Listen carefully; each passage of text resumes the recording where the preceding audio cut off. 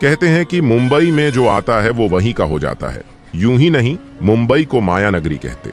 मुंबई के ही एक food delivery company के बाहर एक लड़का खड़ा था, जो कि जेब से भले ही फटे हाल था, पर अपनी आंखों में बड़े बड़े सपने सजाए हुए था।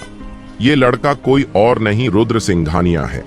रुद्र नाम से भले ही अमीर हो, पर असल में तो मुंबई के सिटी यूनिवर्सिटी में पढ़ने वाला एक गरीब लड़का है, जो अपने रोजमर्रा के खर्चे निकालने के लिए और अपनी गर्लफ्रेंड साक्षी को खुश रखने के लिए फूड डिलीवरी बॉय का काम करता है, क्योंकि एक साक्षी ही है जिसे वो सबसे ज्यादा प्यार करता है।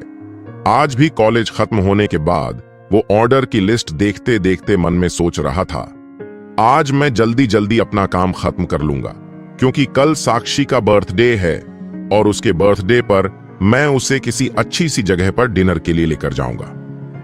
यही सोचते हुए उसे एक ऑर्डर मिल गया। ये ऑर्डर 7 डेज होटल से था। इस होटल को लवर्स हेवन नाम से भी जाना जाता था।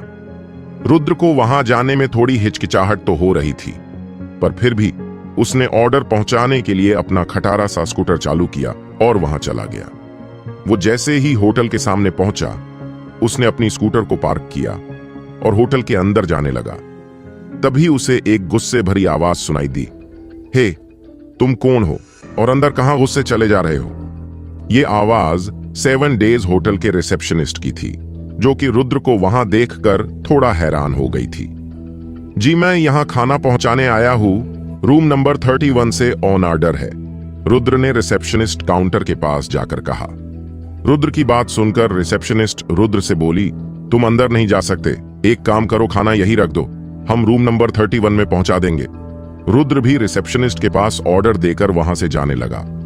तभी लिफ्ट का दरवाजा खुला और उसमें से एक लड़का और एक लड़की हाथ में हाथ डाले लिफ्ट से बाहर निकले। रुद्र की नजर जैसे ही उन दोनों पर पड़ी, वो वहीं पर जम गया। उस लड़के ने अरमानी शर्ट पहने हुए था, उसके हाथ में रोलेक्स घड़ी थी और कमर पर BMW की चाबी लटकी हुई थी। उस लड़के के साथ जो लड़की थी वो और कोई नहीं बल्कि रुद्र की गर्लफ्रेंड साक्षी थी, और उसके साथ जो लड़का था वो कार्तिक था, जो उनके ही क्लास का एक अमीर जादा था। कार्तिक और साक्षी एक दूसरे से चिपके हुए थे और ऐसे फ्लर्ट कर रहे थे जैसे वो कपल हो। साक्षी, रुद्र ने जोर से कहा। रुद्र को अपनी आंखों पर विश्वास नहीं हो रहा था। वो जल्दी से उनके पास चला गया। कल रात साक्षी ने उसे बताया था कि वो अपनी बेस्टी के साथ फिल्म देखने जा रही थी और वो उस रात वापस नहीं आएगी। रुद्र ने कभी उम्मीद नहीं की थी कि वो 7 डेज होटल में उससे टकरा जाएगा। साक्षी ने जैसे ही रुद्र को देखा, वो चौंक गई, उसके हाव भाव बदल गए। वो जल्द से जल्द कार्तिक से दूर होना चाहती थी, पर कार्तिक ने उसे कसकर पकड़े रखा था। अरे साक्षी, तुम इससे क्यों डर रही हो? मैं हूं ना तुम्हारे साथ। क्या तुम्हें अभी भी इस फटीचर से डर लगता है? हालांकि कार्तिक भी दिखने में कुछ खास नहीं था। अगर वो आमिर ना होता और उसने ब्रांडेड कपड़े नहीं पहने होते तो साक्षी कभी उसे देखती भी नहीं। साक्षी की आंखें एक पल के लिए चमक उठीं। उसके चेहरे से अब घबराहट जा चुकी थी। उसका चेहरा अब गुस्से से भरा हुआ था। उसके चेहरे पर निर्दयता के भाव साफ दिखाई दे रहे थे। उसने गुस्से और बेशर्मी के साथ रुद्र से कहा, ठीक है, अब जब तुमने सब कुछ देख ही लिया है तो मुझे लगता है कि तुमको बताने का समय आ गया है कि मैं तुमसे अब ब्रेकअप करना चाहती हूं, क्योंकि मैं अब कार्तिक को डेट कर रही हूं। कार्तिक रुद्र का ही क्लासमेट था। रुद्र के विपरीत वो एक अमीर लड़का था। साक्षी के शब्द रुद्र के दिल पर किसी तीर की तरह चुभ रहे थे। उसे ऐसा लग रहा था जैसे कोई उसके दिल को धीरे धीरे करके बाहर निकाल रहा हो। उसने साक्षी का हाथ पकड़ा और उससे कहने लगा, मेरे साथ घर चलो साक्षी, मैं तुम्हें हमेशा खुश रखूंगा, तुम्हें कभी किसी चीज की कमी नहीं होने नहीं दूंगा, मुझे बस तुम्हारा साथ चाहिए। रुद्र की ये सब बातें सुनकर साक्षी को और भी ज्यादा गुस्सा आ गया। उसने झटके के अपना हाथ कुड़वाते हुए कहा, मत छुओ मुझे, मैं तुम्हारे साथ क्यों चलूं? तुम मुझे कैसे खुश रख सकते हो? क्या तुम मेरे पसंद के फोन और हैंडबैग खरीद सकते हैं? क्या तुमने मुझे कभी भी शॉपिंग के लिए भी लेकर गए हो? यहां तक कि तुम मुझे फिल्म दिखाने के लिए भी साल में एक बार लेकर जाते हो जब मेरा बर्थडे होता है, और तुम्हें अब भी लगता है कि तुम मुझे खुश रख सकते हो। साक्षी की ये बातें सुनकर रुद्र की आंखें नम हो गईं। उसका डील अब टूट चुका था। साक्षी, मैं और कड़ी मेहनत करूंगा, तुम्हें जो चाहिए वो लाकर दूंगा, रुद्र ने होंठ भिजते हुए कहा। क्या कहा कड़ी मेहनत करोगे? रुद्र, तुम भूल रहे हो कि तुम एक अनाथ हो जिसके पास कोई खानदानी विरासत नहीं है और न ही कोई फैमिली बैकग्राउंड। तुम सिर्फ एक डिलीवरी बॉय हो और डिलीवरी बॉय बनकर तुम कार्तिक की बराबरी कभी भी नहीं कर सकते, साक्षी ने रुद्र का मजाक उड़ाते हुए कहा। रुद्र अब पूरी तरह से टूट गया था। उसने कभी सपने में भी नहीं सोचा था कि साक्षी कभी उसके साथ ऐसा भी कर सकती है। वो तो उसे अपना सब कुछ मानता था। अरे तू अभी तक यही खड़ा है? तूने सुना नहीं कि साक्षी तेरे साथ नहीं जाना चाहती? और तू क्या चाहता है? तेरे साथ आकर साक्षी भी फूड डिलीवरी करे? कार्तिक ने उसे ताना मारते हुए कहा। मैं भी तुम्हें काफी दिनों से यह बताना चाहती थी कि तुम मेरे लायक हो ही नहीं, और आज के बाद मेरे पीछे आने की सोचना भी मत, साक्षी ने रुद्र को देखते हुए कहा। उसने एक प्यारी मुस्कान के साथ कार्तिक को देखा और कहा, चलो बेबी, यहां से चलते हैं, मैं यहां अब किसी से बात नहीं करना चाहती। साक्षी ने कार्तिक के हाथ में हाथ डाला और वहां से जाने लगी। तुझ जैसा फटीचर आदमी प्यार के लायक ही नहीं है। तूने सोच भी कैसे लिया कि साक्षी जैसी लड़की टूस जैसे एक डिलीवरी बॉय से प्यार करेगी? ये सपने देखना बंद कर और जाकर अपना काम कर, कार्तिक ने जाते जाते रुद्र से कहा और होटल से बाहर खड़ी अपनी BMW में बैठ गया। साक्षी और कार्तिक दोनों ही अब वहां से चले गए थे, पर रुद्र अभी भी पार्किंग में ही खड़ा था। वो अंदर से टूट गया था। उसे पहली बार अपने गरीब होने पर पछतावा हो रहा था। उसे गुस्सा, दर्द, निराशा, अकेलापन, ये सारे भाव एक साथ महसूस हो रहे थे। साक्षी, क्या गरीब होना सच में गुनाह है? क्या तुम मुझे इसीलिए छोड़कर चली गई क्योंकि मैं गरीब हूं? काश मैं अमीर होता तो शायद तुम मेरे साथ होती। रुद्र के मन में यही सारी बातें चल रही थीं। वो जोर जोर से रोना चाहता था। उसकी आंखें पूरी तरह से नम थीं। वो बार बार खुद की गरीबी को कोस रहा था। रुद्र ने खुद को संभालते हुए अपने सिर को नीचे किया और हाथ की मुट्ठियां भींच ली। उसने अपनी मुट्ठियों को इतनी जोरों से बंद किया था कि उसके नाखून उसके हथेली में धंसने लगे और उसके हाथ से खून बहने लगा। रुद्र और साक्षी दोनों ही कॉलेज में मिले थे। वो जब मिले थे तब साक्षी एक मासूम सी लड़की थी। रुद्र को यकीन नहीं हो रहा था कि ये वही साक्षी है जिसे उसने अपना सब कुछ माना था। रुद्र ने भी साक्षी को नहीं रोका, क्योंकि वो भी जानता था कि कार्तिक का और उसका कोई मुकाबला नहीं। कार्तिक उससे कई ज्यादा आमिर है। उसने साक्षी के बिहेवियर में आए चेंजेस को पहचान चुका था, क्योंकि साक्षी पिछले 2 सालों से बार बार उसकी इंसल्ट की थी। फिर भी उसने कभी कुछ नहीं कहा। उसकी बजाय वो कड़ी मेहनत करता था ताकि वो साक्षी को खुश रख सके, पर फिर भी उसने रुद्र को धोखा दिया। रुद्र ने अपना स्कूटर चालू किया और कॉलेज की तरफ जाने लगा। साक्षी, तुम्हें लगता है ना कि मैं तुम्हारे लायक नहीं हूं, लेकिन एक दिन मैं तुम्हें एहसास दिलाऊंगा कि तुम ही मेरे लायक नहीं हो, रुद्र ने मन में ही सोचते हुए कहा, और उसके चेहरे पर एक चमक आ गई। रुद्र अब सिटी यूनिवर्सिटी आ गया था और कॉलेज के कैफेटेरिया में बैठा हुआ था। तभी उसे एक आवाज सुनाई दी। रुद्र, कैसा है? तो कल क्या गिफ्ट देने वाला है साक्षी को? यह आवाज उसके दोस्त ईशान की थी। उसकी ये बात सुनकर रुद्र का चेहरा उदास हो गया। ईशान ने जब उसकी तरफ देखा तो वो समझ गया कि जरूर साक्षी और रुद्र के बीच में कुछ हुआ है। उसने रुद्र से पूछा, क्या हुआ? कुछ प्रॉब्लम हो गई है क्या तुम दोनों के बीच? जिस पर रुद्र उसे सब कुछ बता देता है, जो सब सुनकर ईशान को भी बहुत बुरा लगता है। उदास मत हो यार, हर बुरी चीज के पीछे भी कुछ ना कुछ अच्छाई होती है। मैंने तो तुझसे पहले ही कहा था कि साक्षी की दुनिया अलग है और हमारी दुनिया अलग है। मुझे पहले से ही पता था कि वो तेरे साथ सीरियस नहीं है। अच्छा मुझे ये बताओ, तुम दोनों के बीच कभी कोई रोमांटिक सीन बना था? जिस पर रुद्र ने उसे नामे जवाब दिया, जो सुनकर ईशान चौंक गया। क्या कहा तुमने? तुम दोनों सालों से एक साथ हो, फिर तुम दोनों के बीच में एक भी रोमांटिक मोमेंट नहीं बना? रुद्र ने हाँ में जवाब दिया। दरअसल रुद्र साक्षी से प्यार करता था और उसका सम्मान करता था, इसलिए उसने कभी भी उसे उन चीजों को करने के लिए उसे मजबूर नहीं किया जो उसकी इच्छा के विरुद्ध थी। रुद्र ने अपना फोन उठाया और उस पर ऑर्डर देखने लगा। अब उसका अपने काम में भी मन नहीं लग रहा था। तभी उसके मोबाइल पर एक मैसेज आया जिसमें लिखा था, आपके बैंक अकाउंट में 100 करोड़ रुपए ट्रांसफर हुए हैं। आपके अकाउंट में अब कुल 100 करोड़ 56 रुपए हैं। रुद्र ने जब उस मैसेज को पढ़ा तो वो अवाक रह गया। उसे अपनी आंखों पर यकीन नहीं हो रहा था। उसे इतनी ज्यादा खुशी हो रही थी कि वो अपने सारे दुख भुला चुका था। वो यही सोच रहा था कि उसको इतने ज्यादा पैसे किसने भेजे थे, तो क्या होगा आगे। किसने भेजे थे रुद्र को 100 करोड़ रुपए? आखिर कौन था रुद्र? और क्या होगा जब साक्षी को पता चलेगा रुद्र के बारे में? ये सारे सवालों के जवाब मिलेंगे आगे की कहानी में। जानने के लिए सुनते रहिए बिलियनेयर बाय लक, सिर्फ हमारे द हॉरर हंटर चैनल पर। और अगर आपको ये कहानी पसंद आ रही है तो वीडियो लाइक और चैनल को सब्सक्राइब करना ना भूले।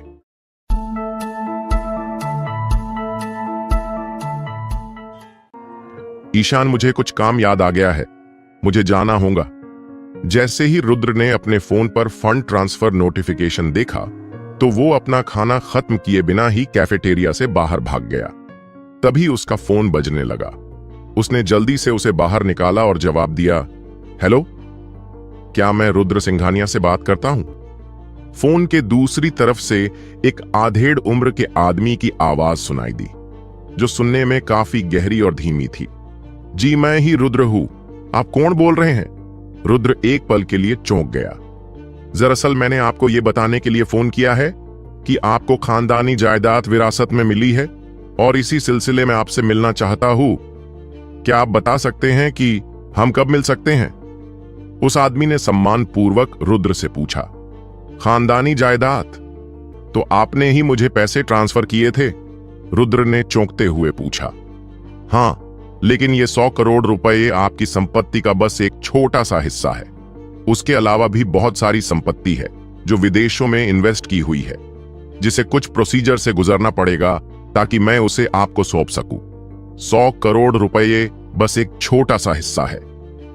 लेकिन मैं तो अनाथ हूं, तो फिर मुझे खानदानी जायदाद कैसे मिली?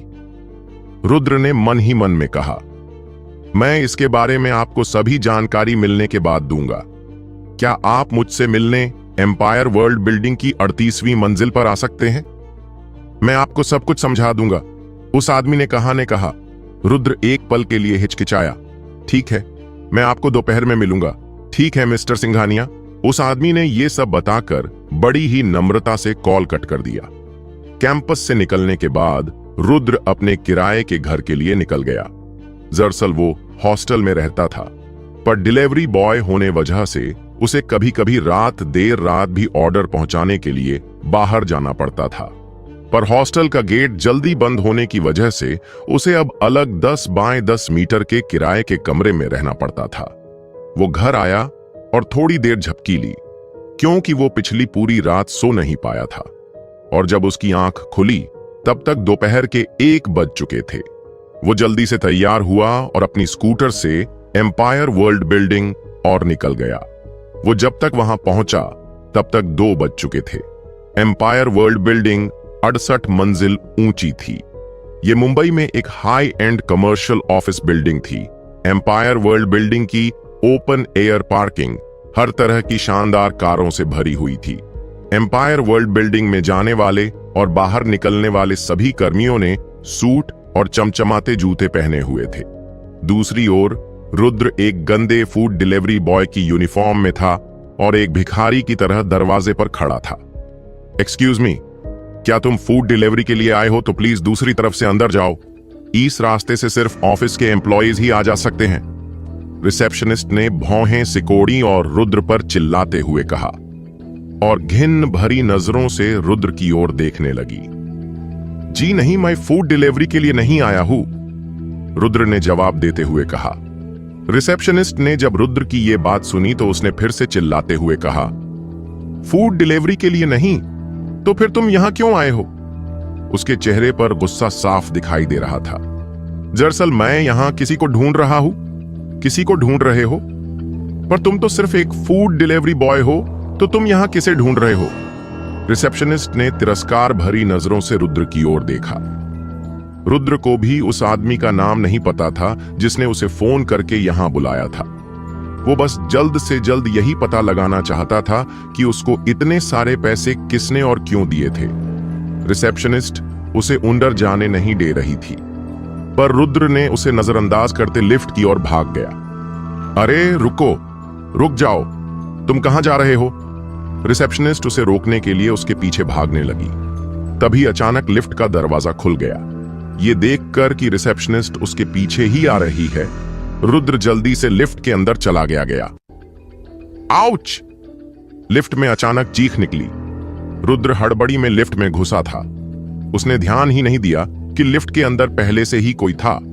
वो लिफ्ट में एक लड़की से टकरा गया था। क्या तुम अंधे हो? क्या तुमने नहीं देखा कि मैं यहां अंदर हूं? लिफ्ट में मौजूद लड़की ने चिल्लाते हुए कहा। रुद्र ने जब उस लड़की की ओर देखा तो वो उसे देखता ही रह गया। वो लड़की दिखने में काफी ज्यादा सुंदर थी और काले कलर का सूट पहने हुए थी, जो उसकी सुंदरता को और भी ज्यादा बढ़ा रहा था।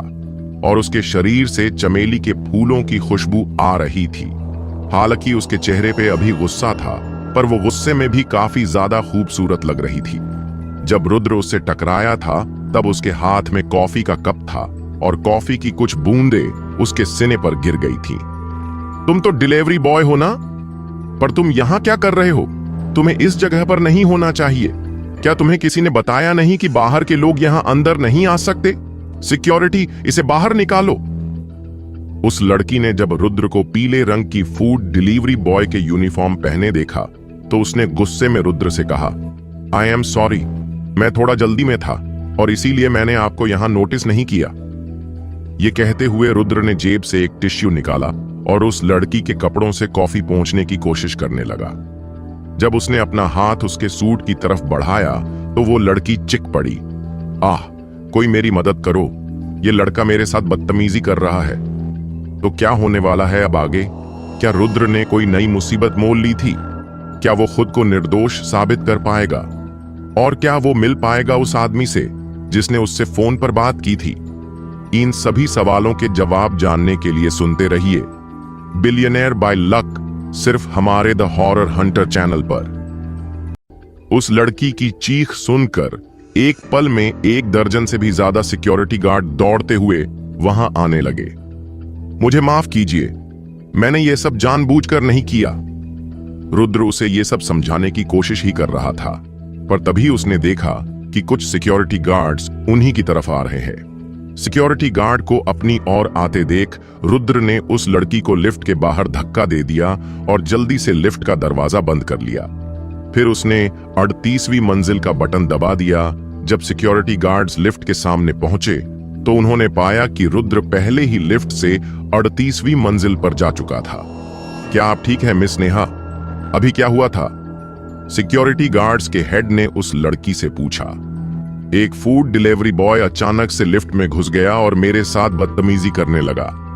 जाओ और जल्दी से उसे पकड़ो, उसे तो अब पुलिस ही सबक सिखाएगी। लेकिन सिक्योरिटी हेड हिचकिचाने लगा। लेकिन क्या? उस लड़की ने अपनी भौवें सिकुड़ते हुए कहा। वो लड़का 38वीं मंजिल पर चला गया है। मिस्टर बख्शी ने साफ साफ कहा है कि कोई भी उनकी परमिशन के बिना 38वीं मंजिल पर नहीं जा सकता है। सिक्योरिटी हेड ने निराश होकर उस लड़की को देखते हुए कहा। यह सुनकर वो लड़की चौंक गई। ठीक है, तो उसका यहीं पर इंतजार करो और यहां से बाहर जाने के सभी रास्ते बंद कर दो। वो कभी तो नीचे आएगा, उस लड़की ने गुस्से भरी आवाज में कहा। रुद्र अब लिफ्ट से 38वें फ्लोर पर पहुंच गया था। वो ये जानता था कि नीचे जो कुछ भी हुआ उसकी वजह से वो किसी मुसीबत में फंसने वाला है। हालांकि रुद्र अभी इन सब बातों से परेशान होने के मूड में नहीं था। उसके लिए यह पता लगाना सबसे जरूरी था कि उसे जो पैसे मिले थे वो किसके थे और किसने भेजे थे। रुद्र जब लिफ्ट से बाहर निकला तो पाया कि यह पूरी की पूरी मंजिल एक सिंगल यूनिट ऑफिस था। इंटीरियर की सजावट काफी लग्जरियस थी। खिड़कियों से बाहर देखने पर कोई भी एक नजर में पूरे मुंबई शहर के क्षितिज को लगभग देख सकता है। डेस्क के पीछे कुर्सी पर सूट और टाई में एक मध्यम आयु वर्ग का आदमी बैठा था। जब उस आदमी ने रुद्र को देखा तो वो जल्दी से अपनी कुर्सी से उठ गया और रुद्र के पास चला गया और सम्मानपूर्वक कहा, मैं आप ही का वेट कर रहा था मिस्टर सिंघानिया। तो आप वही हैं जिसने मुझे यहां बुलाया था? रुद्र ने त्योरी चढ़ाकर पूछा। हाँ, मेरा नाम नेहाल है, एम्पायर वर्ल्ड कॉरपोरेशन का जनरल मैनेजर, उस आदमी ने मुस्कुराते हुए कहा। रुद्र ने सिर हिलाया, ऑफिस के चारों ओर देखते हुए पूछा, आपने मुझे फोन किया और कहा कि मुझे एक जायदाद विरासत में मिली है। कौन सी जायदाद? मिस्टर सिंघानिया, क्या आपको अपने दादाजी याद हैं? नेहाल ने धीमी आवाज में पूछा। मेरे दादाजी? रुद्र दंग रह गया। अचानक उसे याद आया कि उसने सच में अपने दादाजी को तब देखा था जब वो एक बच्चा था। बात यह थी कि उनके परिवार ने उसे कहा था कि उसके दादाजी की मृत्यु हो गई थी जब वो काफी छोटा था। आपके दादाजी एम्पायर वर्ल्ड कॉरपोरेशन के अध्यक्ष थे। कंपनी की स्थापना की शुरुआत में मिस्टर रघुवीर विदेश चले गए और अकेले ही रहने लगे। क्योंकि उसकी कोई संतान नहीं है और उनके कोई अन्य रिश्तेदार भी नहीं है, इसलिए उनकी सारी संपत्ति आपको दे दी जाएगी। नेहाल ने धीरे से कहा, मुझे ये सब अकेले विरासत में मिलेगा। रुद्र दंग रह गया। उसे तो इस बात पर अभी भी यकीन नहीं हो रहा था कि ये सब उसके साथ सच में हो रहा है। हाँ, मैं आपको मिस्टर रघुवीर की संपत्ति का शॉर्ट में अंदाजा देता हूं। उनके पास देश में 100 करोड़ रुपए नकद है, जिसे मैंने पहले ही आपके बैंक अकाउंट में ट्रांसफर कर दिया है। लेकिन ये इसका सिर्फ एक छोटा सा हिस्सा है, क्योंकि मिस्टर रघुवीर लंबे समय से विदेश में रह रहे थे। मुंबई में एम्पायर वर्ल्ड कॉरपोरेशन के अलावा उनकी संपत्ति में यूरोप में टेरेंस ग्रुप, रेडियंट ग्रुप और कई अफ्रीकी तेल कंपनियां शामिल हैं। नेहाल ने ड्रॉर से एक दस्तावेज निकाला और रुद्र को उन संपत्तियों के बारे में समझाने लगा जो उसे विरासत में मिलनी थी। रुद्र भी बदर ध्यान से वो सब सुन रहा था जो नेहाल उसे बता रहा था। एक सेकंड रुको मिस्टर नेहाल, रुद्र ने उसे बीच में रोकते हुए कहा। क्या आपको पूरा यकीन है कि ये सब मेरे अकेले का है? बिल्कुल, नेहाल ने सिर हिलाया। रुद्र को गंभीरता से देखा। इन संपत्तियों की कीमत कितनी है? रुद्र ने पूछना जारी रखा। इनकी कीमत? नेहाल एक सेकंड के लिए चौंक गया और फिर उसने धीरे से कहा, अगर ऊपर से अंदाजा लगाया तो ये लगभग 10 ट्रिलियन अमेरिकी रुपए या उससे भी ऊपर की हो सकती है। 10 ट्रिलियन? और वो भी अमेरिकी रुपये में है? रुद्र की आंखें चौड़ी हो गईं। नेहाल की बात सुनकर उसकी आवाज कांप रही थी। बिल्कुल। नेहाल ने रुद्र की ओर देखा और सिर हिलाया। इसमें कोई बड़ी बात नहीं है। अगर मेरे दादाजी सच में इतने ज्यादा आमिर थे तो उन्हें तो इस दुनिया का सबसे आमिर आदमी होना चाहिए था, पर फिर भी उनका नाम कहीं नहीं है। रुद्र ने अपने मन में जितने भी सवाल आ रहे थे वो पूछने जारी रखे। मुझे लगता है कि आप अमीरों की सूची के बारे में बात कर रहे हैं। नेहाल ने रुद्र को देखा और मुस्कुराया। दरअसल अगर उन्हें अपना नाम अमीरों की सूची में दर्ज करवाना होता तो वो बहुत पहले ही करवा चुके होते, पर उन्होंने ऐसा नहीं किया क्योंकि वो इन सब चीजों से काफी आगे निकल चुके थे। वो काफी लंबे समय से विदेश में रह रहे थे और अपनी पहचान को उजागर नहीं करना चाहते थे। रुद्र ने नेहाल को देखा। उसे नेहाल की बातों में सच्चाई नजर आ रही थी, और अगर वो ये सब झूठ भी बोल रहा था फिर भी रुद्र जैसे गरीब को धोखा देकर उसे क्या मिलता? तो ठीक है, क्या इस विरासत को संभालने के लिए कोई शर्त है? रुद्र ने अपने उतावलेपन को शांत करते हुए पूछा।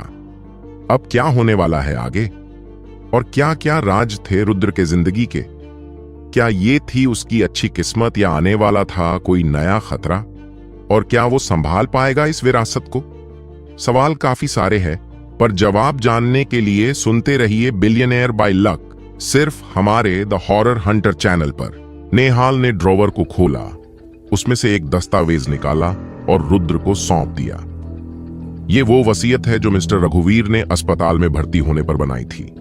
आपको बस इस पर सिग्नेचर करने की जरूरत है और ये विरासत आपकी होगी। लेकिन एक बात है जिसके बारे में आपको पता होना चाहिए। वो क्या है? रुद्र ने नेहाल से वसीयत लेते हुए हैरानी से पूछा।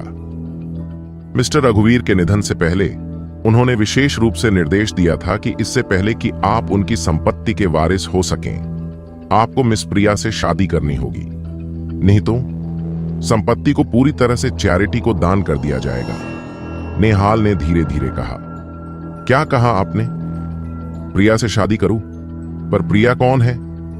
रुद्र दंग रह गया था। उसने कभी उम्मीद भी नहीं की थी कि उसे विरासत पाने के लिए किसी से शादी भी करनी पड़ेगी। ये विरासत एक लड़की से जुड़ी हुई है। नेहाल ने कहा, वसीयत के मुताबिक मैं उसके बारे में कोई जानकारी नहीं दे सकता। क्या प्रिया मोती हां या बदसूरत है? रुद्र ने त्योरी चढ़ाकर पूछा। आपको उसकी चिंता करने की कोई जरूरत नहीं है। यह तक कि अगर वो दिखने में बदसूरत भी हुई, आप उन्हें अपने हिसाब से सुंदर बना सकते हैं। जब तक आपके पास पैसा है, आप इस युग में कुछ भी कर सकते हैं। नेहाल ने मुस्कुराते हुए कहा। मैं आपकी बात समझ सकता हूं, रुद्र ने सर हिलाते हुए कहा। ठीक है, मुझे आपकी शर्त मंजूर है। तो अगर आपके सारे प्रश्न खत्म हो गए हो तो आप इस पर अपने सिग्नेचर कर दीजिए, जिससे ये सारी जायदाद आज से आपकी हो जाएगी। नेहाल ने डॉक्यूमेंट को रुद्र की ओर बढ़ाते हुए कहा।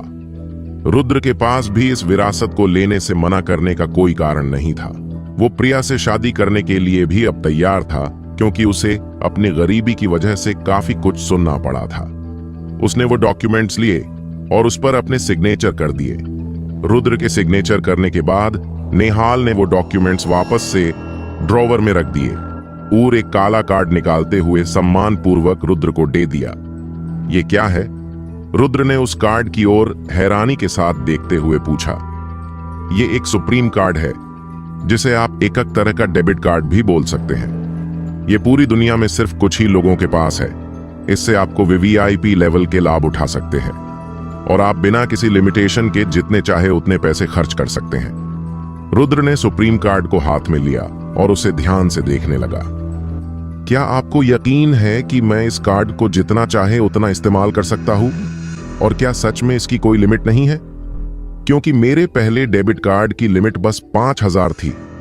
बिल्कुल, इस कार्ड का खर्च आपकी कंपनी उठती है, जिसकी सालाना इनकम 10 ट्रिलियन रुपए से भी ज्यादा है। नेहाल ने समझाते हुए कहा। मुझे नहीं पता था कि इस दुनिया में ऐसा भी कोई कार्ड होता है जिसकी कोई लिमिट ना हो। रुद्र मन ही मन मुस्कुराया। वो अब इस कार्ड को एक बार यूज करके देखना चाहता था। वैसे मिस्टर सिंघानिया, ये मेरा बिजनेस कार्ड है। मैं आपकी कंपनी का जनरल मैनेजर हूं और मैं ही आपके लिए कंपनी चला रहा हूं। अगर आपको कोई भी परेशानी आती है तो बेझिझक मुझे कॉल कीजिए। नेहाल ने रुद्र को सम्मान पूर्वक बिजनेस कार्ड सौंप दिया। जी जरूर। रुद्र ने बिजनेस कार्ड लिया और नेहाल से कहा, अगर सब प्रोसीजर हो गए हैं तो मुझे अब जाना होगा। आइए सर, मैं आपको बाहर तक छोड़ आता हूं। नेहाल ने विनम्रता से कहा। नहीं, इसकी कोई जरूरत नहीं है, मैं खुद ही चला जाऊंगा। रुद्र ने नेहाल से हाथ मिलाया और नेहाल के ऑफिस से बाहर निकल गया। 5 मिनट बाद रुद्र लिफ्ट से नीचे आ गया। वो जैसे ही लिफ्ट से बाहर निकला तो उसने पाया कि 1 दर्जन से भी ज्यादा सिक्योरिटी गार्ड उसके सामने उसे घेर कर खड़े थे। वो उन्हें देखकर एक पल के लिए डर गया था। उसे समझ में नहीं आ रहा था कि क्या करे। ओह, तो तुम आ गए? मैं तुम्हारा ही वेट कर रही थी। गंदे इंसान, उस काले सूट वाली लड़की ने कहा, जिसे वो पहले लिफ्ट में टकरा गया था। वो रुद्र को तिरस्कार भरी नजरों से देख रही थी। तेरी हिम्मत कैसे हुई मिस नेहा के साथ बदतमीजी करने की? क्या तू भूल गया था कि तुम सिर्फ एक फूड डिलीवरी बॉय है? लगता है कि तेरी जीने की इच्छा खत्म हो गई है, उस सिक्योरिटी हेड ने गुस्से से कहा। अरे मिस नेहा से बदतमीजी करने से पहले खुद को आईने में देख लेते, ताकि तुम्हें अपनी औकात पता चल जाती। रिसेप्शनिस्ट भी दूसरों के साथ मिलकर रुद्र को कोसने लगी। ये सच है कि मैं गलती से आपसे टकरा गया था, पर उसके लिए मैं आपसे माफी मांग चुका हूं। आप और क्या चाहती हैं? रुद्र ने मिस नेहा से कहा। मैं क्या चाहती हूं? पहले तो मेरे साथ बदतमीजी करते हो और मुझसे ही पूछ रहे हो कि मैं क्या चाहती हूं। पहले तो तुमने मेरा पूरा सूट खराब कर दिया और फिर मेरी मदद के बहाने मुझे छूना चाहते थे। मैं तो जब भी उस पल को याद करती हूँ मुझे अपने आप से ही घिन आने लगती है। ऐसा लगता है कि खुद की जान ले लूं। मिस नेहा ने अपनी पूरी भड़ास रुद्र पर निकालना चालू कर दिया। कोई भी तुम्हें खुद की जान लेने से नहीं रोक रहा। मेरे रास्ते से हट जाओ, मुझे जाना है। मिस नेहा की बातें सुनकर रुद्र को भी अब गुस्सा आ रहा था। अच्छा, तो तुझको जाना है? मिस नेहा ने गुस्से से मुस्कुराते हुए रुद्र से पूछा। ठीक है, तू यहां से जा सकता है, पर उससे पहले तुझे मुझसे अपनी नाक रगड़कर माफी मांगनी होगी। और जब तक तुम ऐसा नहीं करोगे तब तक मैं तुम्हें यहां से जाने नहीं दूंगी। अच्छा, तो तुम चाहती हो कि मैं तुमसे नाक रगड़कर माफी मांगू? रुद्र ने तीखी निगाहों से मिस नेहा की ओर देखा। उसकी आवाज बर्फ की तरह ठंडी थी। हाँ, मेरे सामने अपने घुटने टेको और नाक रगड़कर माफी मांगो, तभी मैं तुम्हें माफ करूंगी। अगर तुम ऐसा नहीं करोगे तो मैं तुम्हें पुलिस के हवाले कर दूंगी। नेहा मैडम से माफी मांगे, सिक्योरिटी हेड ने भी रुद्र पर दबाव बनाते हुए कहा। रुद्र को गार्ड्स ने घेर लिया था। रुद्र ने कभी नहीं सोचता कि वो लड़की कुछ ऐसी शर्त रखेगी। वो तो सिर्फ गलती से उससे टकरा गया था और फिर भी वो रुद्र को इस तरह बेइज्जत करना चाहती थी। भले ही रुद्र गरीब था, पर फिर भी उसकी भी इज्जत और गरिमा रही। अब किसका इंतजार कर रहे हो? चलो घुटनों पर बैठ जाओ और माफी मांगो। चलो, सिक्योरिटी हेड ने एक सख्त आवाज में कहा। रुद्र ने भी सिक्योरिटी हेड को घूरते हुए देखा। तुम सब यहां क्या कर रहे हो? तभी रुद्र के पीछे से गुस्से भरी एक आवाज आई। उस आवाज को सुनते ही पूरे ऑफिस में सन्नाटा छा गया। किसकी थी ये आवाज? क्या रुद्र नेहा से माफी मांग लेगा? क्या उस पर कोई और मुंह से ताने आली थी? क्या वो निकल पाएगा इस मुसीबत से? जानने के लिए सुनते रहिए बिलियनेयर बाय लक, सिर्फ हमारे द हॉरर हंटर चैनल पर। और अगर आपको ये कहानी पसंद आ रही है तो वीडियो लाइक और चैनल को सब्सक्राइब करना ना भूले। नेहाल रुद्र को बाहर तक छोड़ना चाहता, क्योंकि रुद्र अब एम्पायर वर्ल्ड कॉरपोरेशन का मालिक था और नेहाल उसकी कंपनी को चला रहा था। इसीलिए वो रुद्र पर अपना अच्छा इंप्रेशन डालना चाहता था। नेहाल को उम्मीद नहीं थी कि रुद्र इतनी जल्दी वहां से चला जाएगा। रुद्र ने नेहाल को अपने साथ बाहर आने का मौका ही नहीं दिया और वो अकेले ही लिफ्ट में चला गया। इसलिए नेहाल को नीचे जाने के लिए अगली लिफ्ट के वापस आने तक का इंतजार करना पड़ा। जब वो आखिरकार नीचे आया और लिफ्ट से बाहर कदम रखा तो उसने देखा कि रुद्र के चारों ओर भीड़ जमा हो रही है, जो उसे लिफ्ट के गेट पर ही रोक रही है। उसने अपने सामने जो कुछ देखा उसे देखकर वो दंग रह गया। मिस्टर नेहाल! रूही ने नेहाल को देखा और डर के मारे चिल्लाया। तुम यहां क्या कर रही हो रूही? नेहाल ने आगे बढ़कर गंभीर चेहरे से उससे सवाल किया। मिस्टर नेहाल, इस फटीचर डिलीवरी बॉय ने मिस नेहा के साथ बदतमीजी की। मिस नेहा और बाकी सब लोग मिलकर उसे सबक सिखा रहे हैं। रिसेप्शनिस्ट ने असल में क्या हुआ था ये पता लगाने से पहले ही अपना मुंह खोल दिया। फटीचर डिलीवरी बॉय? हाँ? नेहाल एक पल के लिए अवाक रह गया और फिर वो पूरी तरह से गुस्से से भर गया। उसने रिसेप्शनिस्ट की ओर उंगली उठाई और कहा, तुम्हें अभी के अभी नौकरी से निकाल दिया जाता है, चली जाओ यहां से। रिसेप्शनिस्ट हैरान थी। उसने अपनी बड़ी बड़ी गोल आंखें झपकाईं और नेहाल को हैरानी से देखने लगी। मिस्टर नेहाल, क्या तुमने नहीं सुना कि मैं क्या कह रहा हूं? यहां से चली जाओ। नेहाल को उसके ऊपर बहुत ज्यादा गुस्सा आ रहा था, लेकिन जब उसने रुद्र की ओर देखा तो उसका गुस्सा थोड़ा शांत हो गया। आप ठीक तो हैं मिस्टर सिंघानिया? ये सब मेरी गलती है। मुझे आपके साथ नीचे जाना चाहिए था और आपको बाहर तक छोड़कर आना चाहिए था। नेहाल ने माफी मांगते हुए पूछा। मैं ठीक हूं, रुद्र ने नेहाल से कहा।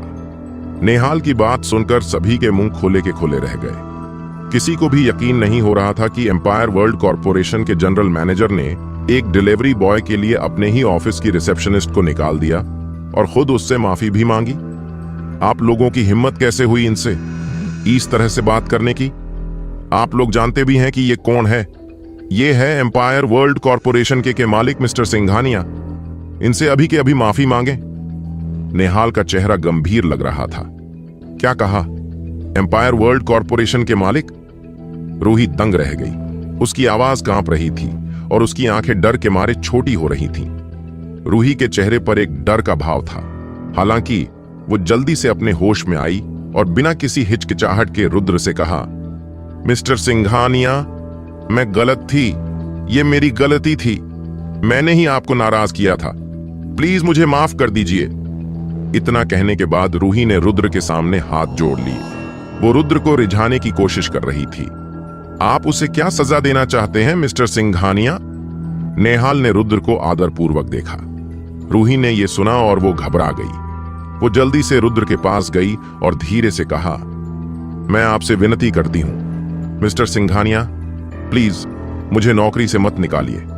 आप मुझसे जो भी कहेंगे मैं वो सब करूंगी। एम्पायर वर्ल्ड कॉरपोरेशन में काम करने का मौका सभी को नहीं मिलता था, जो मुंबई की सबसे बड़ी कंपनी थी। रूही को डिपार्टमेंट मैनेजर बनने के लिए बहुत मेहनत करनी पड़ी थी और वो इतनी आसानी से अपनी नौकरी नहीं गंवाना चाहती थी, क्योंकि वो जानती थी कि अगर उसे यहां से निकाल दिया तो उसे आगे कभी कोई कंपनी जॉब नहीं देगी, उसका करियर पूरी तरह से खत्म हो जाएगा। अच्छा, तो तुम कुछ भी करोगी? रुद्र ने रूही को देखते हुए कहा। रुद्र का रवैया देखकर रूही मुस्कुरा उठी। हाँ, जब तक आप मुझे नौकरी से नहीं निकालेंगे मैं आपके लिए कुछ भी करूंगी। ये कहकर उसने अपने होंठ भींच लिए और उसकी आंखें लालच से चमकने लगी। वो रुद्र को अपने जाल में फंसाना चाहती थी, क्योंकि रुद्र अब एम्पायर वर्ल्ड कॉरपोरेशन का मालिक था और अगर वो रुद्र को अपने जाल में फंसा ले तो उसका कद यहां सबसे ऊंचा होगा। ठीक है, क्योंकि तुम कुछ भी करने के लिए तैयार हो तो कल तुम कंपनी में चौकीदार के रूप में काम करोगी। और ये बोलते ही रुद्र बिना पीछे देखे कंपनी की बिल्डिंग से बाहर चला गया।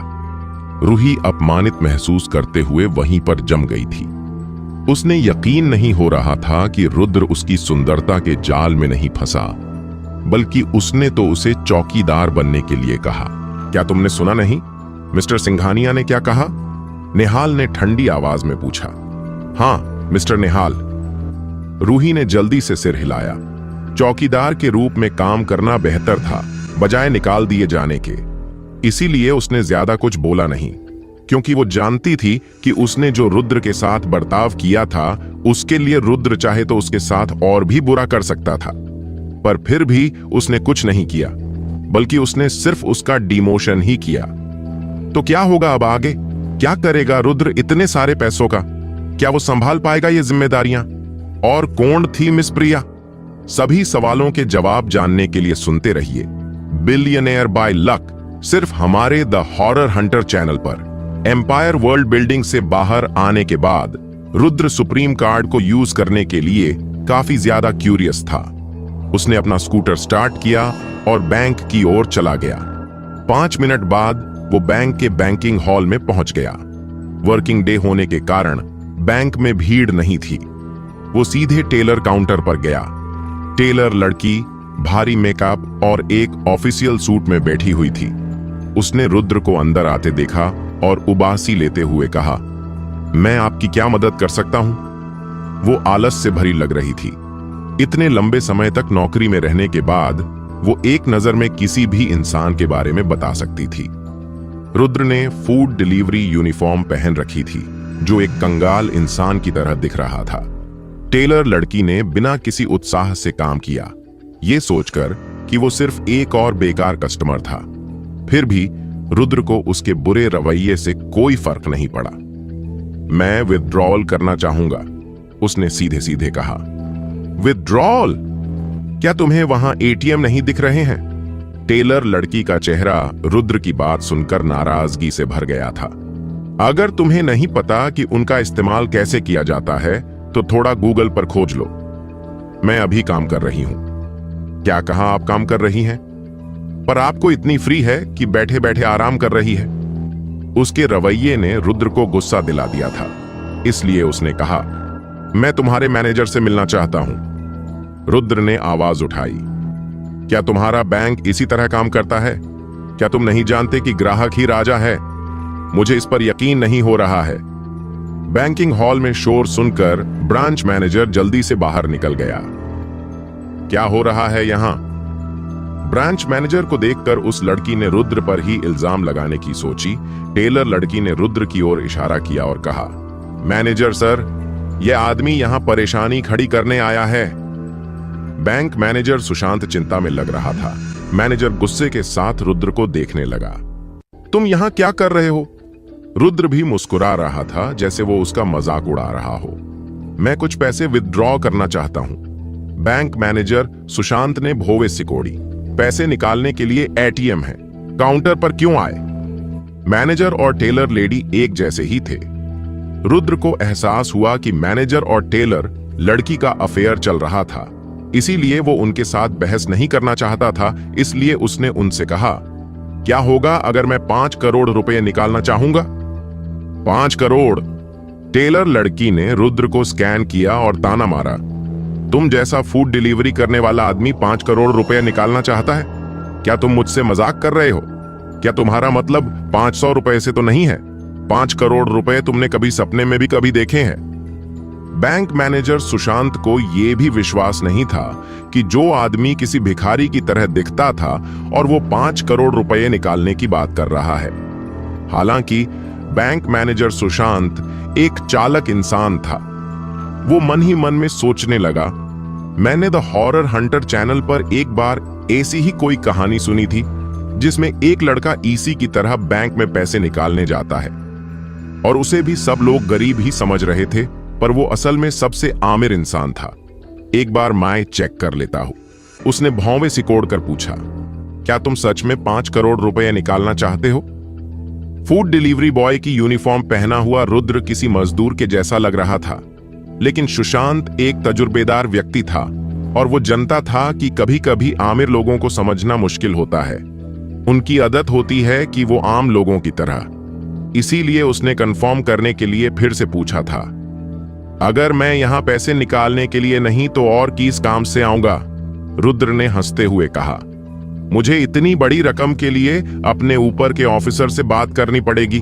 आप प्लीज थोड़ी देर इंतजार कीजिए, बैंक मैनेजर सुशांत ने बिना किसी भाव के कहा।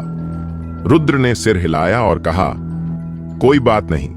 टेलर लड़की ने मजाक उड़ाते हुए कहा, सुशांत सर, अब आप ये मत कहना कि आप सच में सोचते हैं कि उसके पास 5 करोड़ रुपए हैं, है ना? चुप रहो और ये सब बंद करो। सुशांत का चेहरा अब गंभीर था।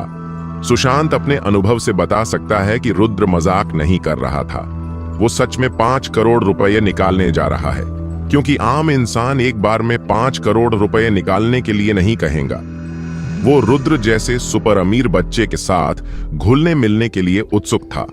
जब सुशांत ने टेलर लड़की को डांटा तो वो तुरंत चुप हो गई, लेकिन उसके चेहरे पर अभी भी तिरस्कारपूर्ण भाव था। उसे विश्वास नहीं हो रहा था कि रुद्र के पास निकालने के लिए इतने पैसे हैं। उसकी नजर में तो रुद्र एक अमीर बच्चा होने का नाटक करने वाला एक फूड डिलीवरी बॉय था। लेकिन आधे घंटे बाद जब उसने रुद्र को वीआईपी लाउंज से पैसों से भरी एक बैग ले जाते हुए और बैंक मैनेजर सुशांत को उसके पीछे पीछे जाते हुए देखा तो वो दंग रह गई। उसकी आंखें खुली की खुली रह गईं। क्या इस भिखारी ने सच में 5 करोड़ रुपए निकल लिए? क्या उसके पास सच में 5 करोड़ रुपए हैं? बैंक मैनेजर सुशांत, क्या इसने सच में 5 करोड़ रुपए निकाले हैं? टेलर लड़की ने हार नहीं मानी और मैनेजर से पूछा, तुम अपना मुंह बंद रखो। अब तुम क्या चाहती हो कि वो तुम्हें अपना बैग खोलकर दिखाए? बैंक मैनेजर को टेलर लड़की पर बहुत ज्यादा गुस्सा आ रहा था। मैनेजर मन ही मन में शुक्र मना रहा था कि वो चौकन्ना था और उसने कोई गलती नहीं की जिससे वो रुद्र को नाराज कर दे, नहीं तो आज उसकी नौकरी ज्ञाना तय था। हालांकि टेलर लड़की देखना चाहती थी कि क्या सच में रुद्र के पास जो बैग है उसमें पैसे हैं या नहीं, पर वो ये भी जानती थी कि अगर उसने अब मुंह खोला तो वो मुसीबत में पड़ जाएगी, इसीलिए वो चुप ही रही। सॉरी सर, मैं आपको पहचान नहीं पाया था। मैं आपसे माफी मांगना चाहता हूं। अगर आपको हमारे किसी एम्प्लॉय की बात बुरा लगा हो तो, मैनेजर सुशांत ने सम्मानपूर्वक कहा। फिर उसने एक बिजनेस कार्ड निकाला और रुद्र को देते हुए कहा, यह मेरा बिजनेस कार्ड है। अगर आपको आगे चलकर किसी भी मदद की जरूरत हो तो आप सीधे मेरे पास आ सकते हैं। सुशांत ये बात अच्छे से जानता था कि जो इंसान 5 करोड़ रुपए कैश निकाल सकता है वो कोई आम इंसान तो नहीं हो सकता, वो जरूर कोई वीआईपी ही होगा। मैनेजर सुशांत रुद्र की चापलूसी करते हुए उसके आगे पीछे घूम रहा था, क्योंकि वो रुद्र जैसे वीआईपी कस्टमर को किसी और बैंक में नहीं जाने देना चाहता था। रुद्र ने एक पल के लिए मैनेजर को देखा और बिजनेस कार्ड लेकर अपनी जेब में डाल दिया। मैनेजर सुशांत, आपके एम्प्लॉयज की सर्विस क्वालिटी काफी ज्यादा खराब है। अगर ऐसा ही चलता रहा तो आपके बैंक के कस्टमर किसी और बैंक में चले जाएंगे। मैं उम्मीद करता हूं कि आगे से आप इस बात पर ध्यान देंगे। इसके बाद रुद्र ने पैसों से भरी बैग को फूड डिलीवरी बैग में डाला और वहां से चला गया। अब क्या होगा आगे? क्या करेगा रुद्र इतने सारे पैसों का? क्या आज से रुद्र की जिंदगी सुधरने वाली है? सवाल तो की है, और इन सभी सवालों के जवाब जानने के लिए सुनते रहिए बिलियनेयर बाय लक, सिर्फ हमारे द हॉरर हंटर चैनल पर। रुद्र बैंक के बाहर पार्किंग में आ गया था। उसके चेहरे पर आज एक अलग ही मुस्कान थी। वो अपने स्कूटर से सीधे घर जाने वाला था, पर इससे पहले कि वो घर जाने के लिए अपने स्कूटर को स्टार्ट करे, उससे पहले ही उसका फोन बजने लगा। रुद्र, तू कहाँ है यार? अभी तक कॉलेज क्यों नहीं पहुंचा? कहीं तू भूल तो नहीं गया कि आज दोपहर में हमारी क्लास थी? ये कॉल उसके रूममेट ईशान का था। ईशान रुद्र का रूममेट और कॉलेज में उसके खास दोस्तों में से एक था। अरे यार, मैं तो भूल ही गया था। अच्छा हुआ कि तूने कॉल किया, मैं अभी पहुंचता हूं। रुद्र ने ईशान से जल्दबाजी में कहा। हाँ, जल्दी करो, ईशान ने धीमी आवाज में जवाब दिया और तुरंत फोन रख दिया। रुद्र ने जल्दी से अपने स्कूटर को चालू किया और सिटी यूनिवर्सिटी की तरफ जाने लगा। उसकी दोपहर की पहली क्लास फाइनेंस की थी, जिसे देशमुख सर पढ़ाते थे। उन्हें आलसी और क्लास में देर से आने वाले स्टूडेंट्स से सख्त नफरत थी। अगर कोई स्टूडेंट देर से आया और वो उसकी देर से आने की दूसरी बारी हो, तो देशमुख सर के गुस्से से उस स्टूडेंट को कोई भी नहीं बचा सकता था। और यही वजह थी कि रुद्र उनकी क्लास के लिए देरी नहीं करना चाहता था। जैसे ही वो सिटी यूनिवर्सिटी पहुंचा, उसने जल्दी से अपना फूड डिलीवरी बैग पकड़ा और क्लास की तरफ भाग गया। 5 मिनट बाद वो आखिरकार क्लास में पहुंचा, पर फिर भी उसे आने में देर हो चुकी थी।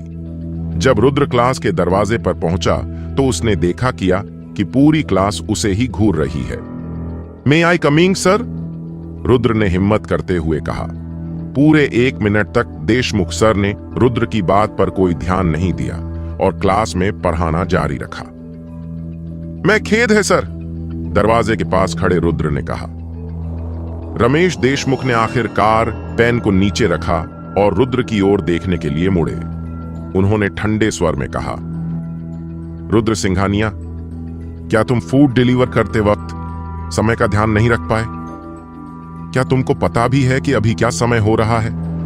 क्या तुम यहां सीखने के लिए हो या फूड डिलीवरी देने के लिए? देशमुख सर ने फटकारते हुए रुद्र के कहा। वो रुद्र से इन सवालों के जवाब की उम्मीद भी नहीं कर रहे थे। वो इन सवालों से सिर्फ रुद्र को नीचा दिखाना चाहते थे। उनकी बातें सुनकर क्लास के सभी स्टूडेंट ठहाके मारकर हंसने लगे। रुद्र अभी भी फूड डिलीवरी बॉय के ही कपड़ों में था। उसके हाथ में अभी भी एक फूड डिलीवरी बैग थी। इधर आओ और उस डिलीवरी बैग को खोलें जो तुम्हारे हाथ में है और सभी को स्वादिष्ट खाना दिखाओ जो आपने आज डिलीवर किया है। देशमुख सर उसका मजाक उड़ाते रहे। एक बार फिर से पूरी क्लास एक जोरदार हंसी के साथ गूंजने लगी, मगर उन सभी में 2 लोग सबसे ज्यादा जोर से हंस रहे थे। वो दोनों और कोई नहीं बल्कि साक्षी और कार्तिक थे। वो दोनों क्लास में सबसे लास्ट बेंच पर बैठे थे और एक दूसरे के साथ छेड़खानी कर रहे थे। उन दोनों को साथ देखकर रुद्र को जलन होने लगी। ऐसा इसीलिए क्योंकि जब रुद्र और साक्षी साथ थे, तब साक्षी रुद्र के साथ कभी नहीं बैठा करती थी। इसकी कोई जरूरत नहीं थी साक्षी, रुद्र ने बिना किसी भाव के कहा। हालांकि देशमुख सर सिटी यूनिवर्सिटी में लेक्चरर थे, लेकिन वे स्टूडेंट्स की परवाह करने वाले शिक्षक नहीं थे। इसके उलट वो तो गरीब स्टूडेंट्स को तो अपना स्टूडेंट ही नहीं मानते थे। वो रुद्र को अक्सर सुनते रहते थे। वो हमेशा से ही आमिर घर के लड़कों को खुश करने की कोशिश करते थे। अपना फूड डिलीवरी बैग अपने साथ ले जाओ और जल्दी से अपनी सीट पर जाकर बैठ जाओ। मैं तुमको आखिरी बार समझा रहा हूं, अगर आगे से तुम कभी देर से आए तो मैं तुम्हें मेरी क्लास में बैठने नहीं दूंगा, देशमुख सर ने ठंडी आवाज में कहा। रुद्र सिर्फ उनका कहा मान सकता था, इसीलिए वो बिना कुछ बोले अपना बैग उठाकर क्लास में चला गया। उसके कई क्लासमेट उसके साथ उस बैग को देखकर मन ही मन हे उस पर हंस रहे थे, पर रुद्र को उनसे कोई फर्क नहीं पड़ता था। उसको अब इन सब चीजों की आदत हो गई थी। वो चुपचाप जाकर अपनी सीट पर बैठ गया। उसका तो क्लास में मन ही नहीं लगा। जब उसने देखा था कि साक्षी और कार्तिक आखिरी सीट पर बैठे थे और एक दूसरे के साथ फ्लर्ट कर रहे थे, उसका मन कड़वाहट से भर गया था। रुद्र, तुम ठीक तो हो? रुद्र के रूममेट रोहित ने धीमी आवाज में कहा। मैं ठीक हूं, रुद्र ने बिना किसी एक्सप्रेशन के जवाब दिया। तुम्हें आने इतनी देर क्यों हुई? वैसे मैंने सुना है कि तुम और साक्षी। रोहित इससे पहले कि अपनी बात पूरी कर पाता उससे पहले ही उसके पीठ पर किसी ने एक मुक्का मारा। रोहित, तुम ये क्या कर रहे हो? तुम्हें दिख नहीं रहा कि रुद्र पहले से ही कितना अपसेट है और तुम साक्षी की बात करके उसे और अपसेट कर दोगे। ये आवाज ईशान की थी। ईशान और रोहित रुद्र के काफी करीबी दोस्त थे। वो स्कूल से ही साथ पढ़ते थे और एक दूसरे की काफी मदद किया करते थे। अरे तुम दोनों मेरी चिंता मत करो, मैं ठीक हूं सच में, रुद्र ने मुस्कुराते हुए उन दोनों को जवाब दिया। जल्द ही उनकी क्लास खत्म हो गई। देशमुख सर के जाने के बाद एक लड़की खड़ी हुई और बोली, क्लास, कल वैलेंटाइन डे है, चलो साथ में खाना खाते हैं। वो मुस्कुराते हुए चिल्लाई। वो लड़की दिखने में बहुत ही सुंदर और आकर्षक थी। उसने एक नीली शॉर्ट ड्रेस और स्पोर्ट्स शूज पहने थे। वो लड़की फाइनेंस की कोर्स रिप्रेजेंटेटिव थी। उसका नाम दिव्या था। दिव्या दयालु और मासूम थी। उसने कभी भी रुद्र को गरीब समझकर नीची नजर से नहीं देखा था। इसके उलट उसने कई बार रुद्र की मदद की थी। हाँ, हम सभी मिलकर एक डिनर पार्टी कर सकते हैं, स्टूडेंट रिप्रेजेंटेटिव ने बोल दिया है, इसी हम सभी को जाना होगा। उसी समय ईशान जल्दी से रुद्र के पास गया। उसने रुद्र के कंधे पर हाथ रखा और कहा, रुद्र, आज हमारे साथ आओगे? वैसे भी काफी वक्त हो गया, आहे हमें ऐसे साथ मिलकर डिनर पार्टी किए। ईशान, तुम इस फटीचर को क्यों बुला रहे हो डिनर पार्टी में? डिनर पार्टी में आने के लिए उसके पास पैसे कहां से आएंगे? एक लड़की जोर से ईशान पर चिल्लाई। रुद्र भी उस आवाज की ओर देखे बिना नहीं रह सका। वो मीनाक्षी थी, साक्षी की सबसे अच्छी दोस्त और रूममेट। मीनाक्षी के नजर में रुद्र एक गरीब लड़का था जो हमेशा ही फटेहाल रहता था। वो रुद्र को अक्सर धमकाती रहती थी। साक्षी और कार्तिक का साथ आना और रुद्र से ब्रेकअप करना, ये सब मीनाक्षी की वजह से ही हुआ था। वो हमेशा से ही साक्षी को रुद्र के खिलाफ भड़काती रहती। हाँ, मीनाक्षी सही कह रही है। रुद्र जैसा कंगाल इंसान हमारे साथ डिनर पार्टी में कैसे आ सकता है? साक्षी एक और रूममेट रम्य ने मीनाक्षी का साथ देते हुए कहा। वो दोनों ही रुद्र को घिन भरी नजरों से देख रही थी। रुद्र जैसा गरीब स्टूडेंट उनके साथ खाना खाए, ये उनको कभी भी मंजूर नहीं था। तो क्या होगा अब आगे? क्या करेगा रुद्र? क्या रुद्र जा पाएगा डिनर पार्टी में? सभी सवालों के जवाब जानने के लिए सुनते रहिए बिलियनेयर बाय लक, सिर्फ हमारे द हॉरर हंटर चैनल पर। मीनाक्षी, रम्या, तुम दोनों ये कैसी बातें कर रही हो? ईशान चिल्लाया। उसे उन दोनों पर काफी ज्यादा गुस्सा आ रहा था। क्या गलत कहा हमने? क्या इस फटीचर के पास इतने पैसे होंगे कि वो हमारे साथ डिनर पार्टी में चल सके? हमने एक साथ मिलकर कई डिनर पार्टियां की हैं, लेकिन क्या तुमने उसे कभी किसी पार्टी में शामिल होते देखा है? मीनाक्षी ने आंखें मरोड़ते हुए जवाब दिया। तो क्या हुआ, उसके पास पैसे नहीं है, मैं उसको पैसे दूंगा। क्या तुम लोगों का उसे इस तरह अपमानित करना जरूरी है? रोहित ने चिल्लाते हुए उन दोनों से कहा। वो उन्हें और ज्यादा बर्दाश्त नहीं कर सकता था। अच्छा रोहित, जब तुम इतने ही आमिर हो तो तुम मेरा भी खर्च क्यों नहीं उठाते? रोहित की बात सुनकर कार्तिक ने कहा। रोहित ने जब मुड़कर कार्तिक की ओर देखा तो वो भी थोड़ा हिचकिचाने लगा।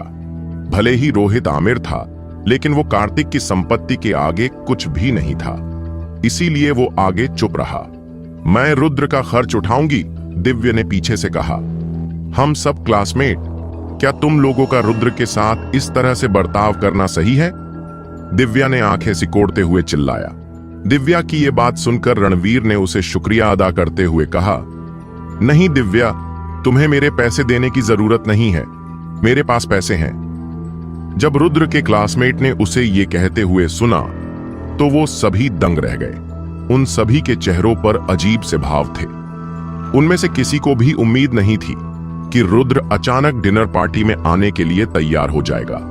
रुद्र 3 सालों से इन सभी का क्लासमेट था, पर इन 3 सालों में उसने कभी अपने क्लासमेट के साथ किसी भी तरह की पार्टी में हिस्सा नहीं लिया था, क्योंकि उसके पास कभी भी उतने पैसे नहीं होते थे कि वो पार्टी में खर्च कर सके। जब कार्तिक ने रुद्र को ये कहते हुए सुन कि उसके पास पैसे हैं और वो पार्टी में आ रहा है, तो वो तुरंत हंस पड़ा और हंसते हुए ही रुद्र से कहने लगा, अच्छा मजाक कर लेते हो रुद्र, पार्टी के लिए पैसे, और वो भी तुझ जैसे भिखारी के पास। तुम एक काम क्यों नहीं करते, तुम ही हम सबका पार्टी का बिल क्यों नहीं पे करते? कार्तिक मजाक मत करो, अगर इसके पास जीतने पैसे होंगे उससे तो ये हमें किसी ठेले पर खाना खिला पाएगा, उससे अच्छा मैं भूखा ही रहूं। अचानक एक भद्दे चेहरे वाला लड़का घमंड भरी आवाज में चिल्लाया। रुद्र ने बिना किसी भाव के कहा, ठीक है, क्योंकि हर कोई चाहता है कि मैं सभी को अपने पैसों से डिनर करवाऊं, तो मैं उसके लिए तैयार हूं। रुद्र की बातें सुनते ही उस भद्दे चेहरे वाले लड़के की मुस्कान एकदम से गायब हो गई। उनके आसपास के सभी लोग हैरान थे। किसी को उम्मीद नहीं थी कि रुद्र कार्तिक के चैलेंज को एक्सेप्ट करेगा। जब कार्तिक ने रुद्र को यह कहते सुना कि वो सभी को खाना खिलाएगा, तो उसे अपने कानों पर विश्वास ही नहीं हुआ। उसे तो ये समझ ही नहीं आ रहा था कि रुद्र जैसा कंगाल इंसान, जो कि कॉलेज की फीस देने के लिए भी पार्ट टाइम जॉब करता है, वो सभी स्टूडेंट्स को डिनर के लिए इनवाइट करके ऐसे अपने पैसे खर्च करेगा। साक्षी भी हैरानी के साथ रुद्र को ही देख रही थी। हल्की उसने जल्द अपने आप को संभाल लिया, क्योंकि उसे लग रहा था कि रुद्र सिर्फ दिखावा कर रहा है। उसके पास सभी को खाना खिलाने जीतने पैसे हो ही नहीं सकते। साक्षी ने जब इस बारे में सोचा तो उसे खुशी हुई कि उसका रुद्र से ब्रेकअप हो गया है। अगर ऐसा नहीं होता तो वो अभी बहुत शर्मिंदगी महसूस होती। उसकी नजर में रुद्र एक अनसक्सेसफुल इंसान था, जो खुद को सुधारने की कोशिश भी नहीं करता था। न केवल वो एक गरीब था, बल्कि वो एक ऐसा इंसान था जो कि सिर्फ बड़ी बड़ी बातें करता था। ईशान भी हैरान था, उसे भी समझ नहीं आ रहा था कि रुद्र को क्या हो गया है। उसे ऐसा लग रहा था कि रुद्र अभी भी इस बात से उभर नहीं पाया था कि उसकी गर्लफ्रेंड ने उसे किसी और लड़के के लिए छोड़ दिया। रोहित को रुद्र के लिए बहुत ज्यादा बुरा लग रहा था। उसने फुसफुसाते हुए ईशान से कहा, पूरी क्लास को डिनर करने के लिए हमें कम से कम 10,000 रुपए लगेंगे और रुद्र के बुरे वक्त में हम दोनों को ही उसका बिल चुकाना होगा। जिस पर ईशान ने भी सर हिलाते हुए कहा, ठीक है, तो हम दोनों मिलकर बिल चुका देंगे। अरे रुद्र, तुम्हें आज क्या हो गया है? न केवल तुम हमारी पार्टी में शामिल हो रहे हो, बल्कि हमें डिनर भी करवा रहे हो। कहीं ऐसा तो नहीं कि तुम सिर्फ बड़ी बड़ी बातें कर रहे हो?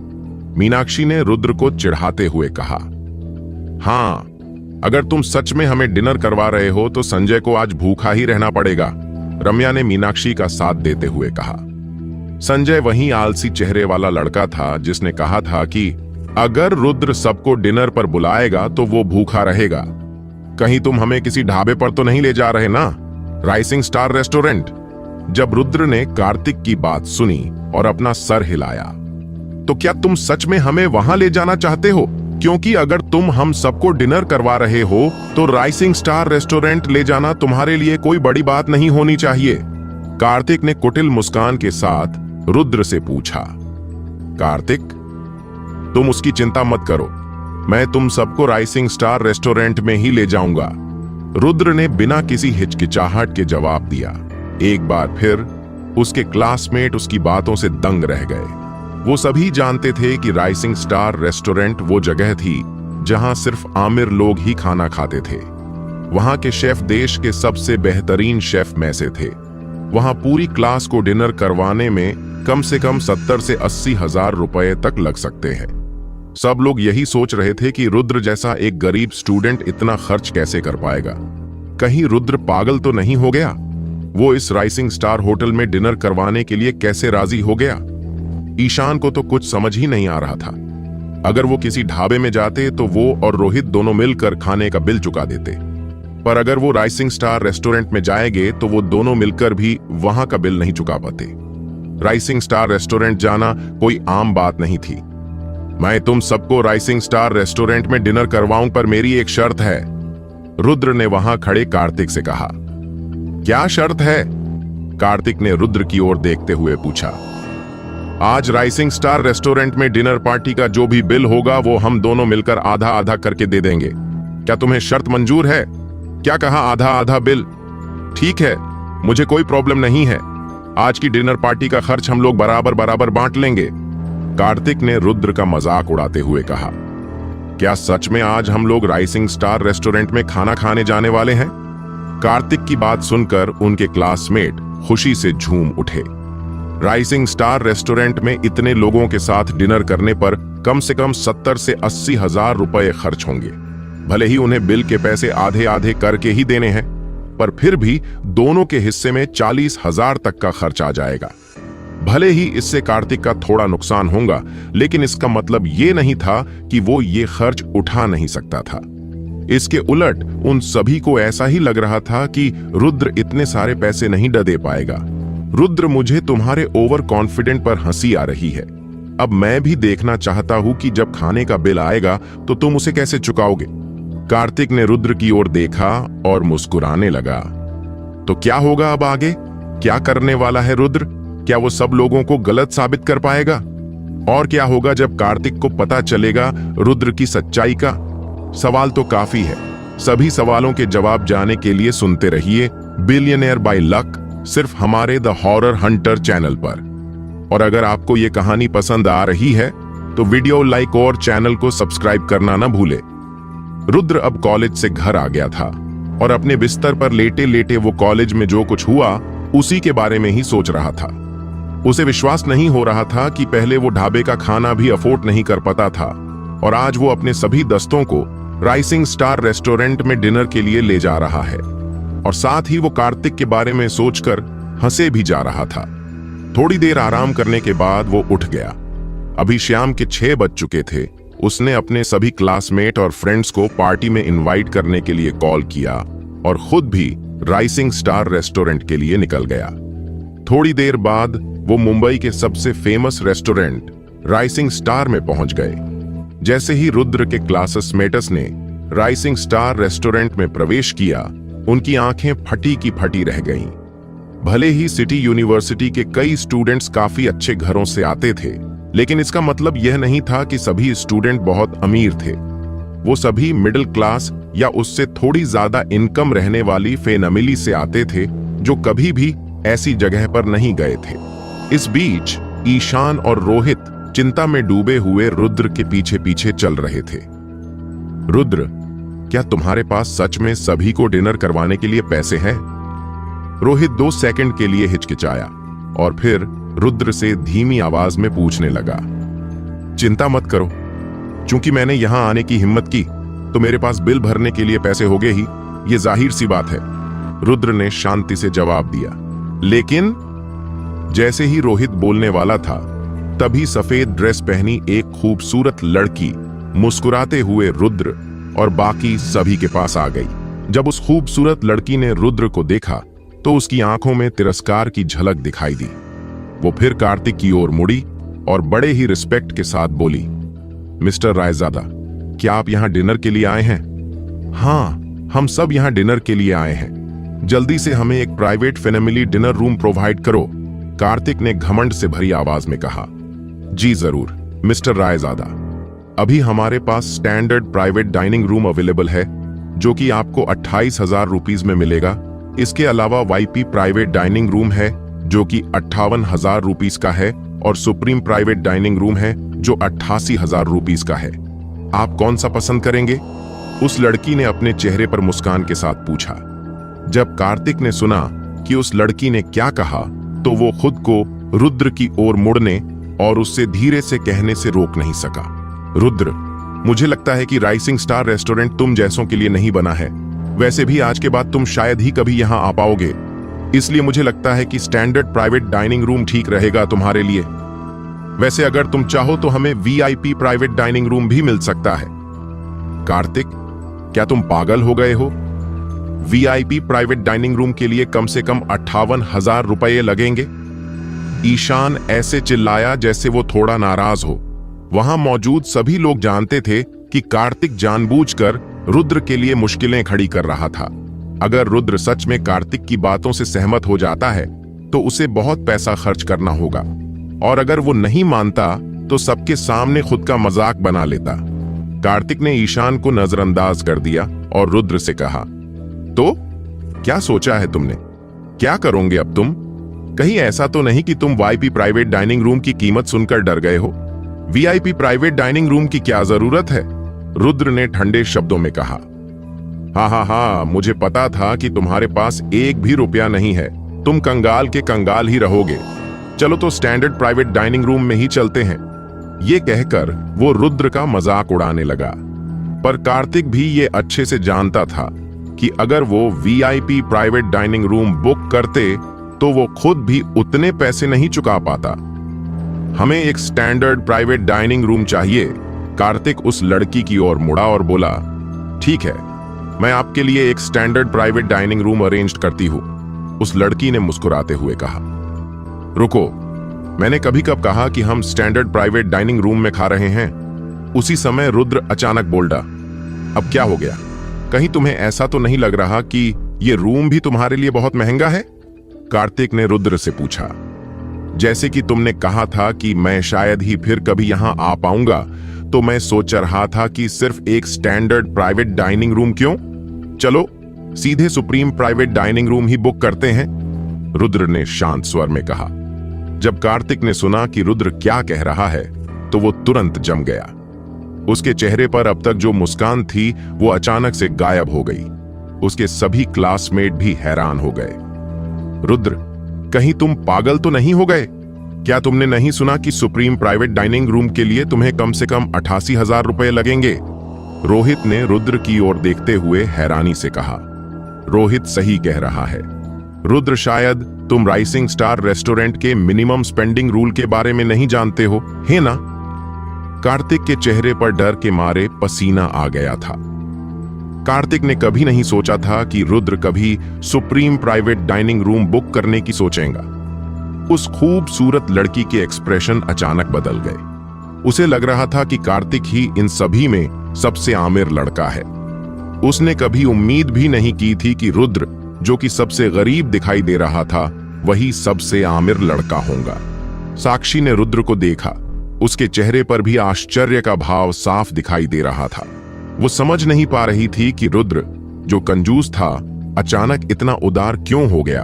अब वो एक पूरी तरह से अलग व्यक्ति की तरह था। रुद्र, क्या तुम सचमुच इतना खर्च कर सकते हो? ईशान ने रुद्र को घूर कर पूछा। बेशक मैं कर सकता हूं, हालांकि मुझे चिंता है कि कार्तिक नहीं कर पाएगा, रुद्र ने बेपरवाही से जवाब दिया। कार्तिक ने जब रुद्र की बात सुनी तो वो एक पल के लिए अचंभित रह गए, पर फिर वो आगे बढ़ा और कहने लगा, ठीक है, ये सिर्फ एक सुप्रीम प्राइवेट डाइनिंग रूम ही तो है, मैं पैसे क्यों नहीं दे पाऊंगा? चूंकि रुद्र ये रूम बुक करना चाहता है तो चलो इसे ही बुक करते हैं। कार्तिक सीधे रुद्र के जाल में फंस गए। अब कार्तिक के पास कोई और रास्ता नहीं था और न ही वो ये कह सकता था कि उसके पास पैसे नहीं है। कुछ ही देर बाद वो लड़की उन सभी को उनके टेबल पर ले गई। सुप्रीम प्राइवेट डाइनिंग रूम में जाते समय सभी हैरानी से रुद्र को देख रहे थे।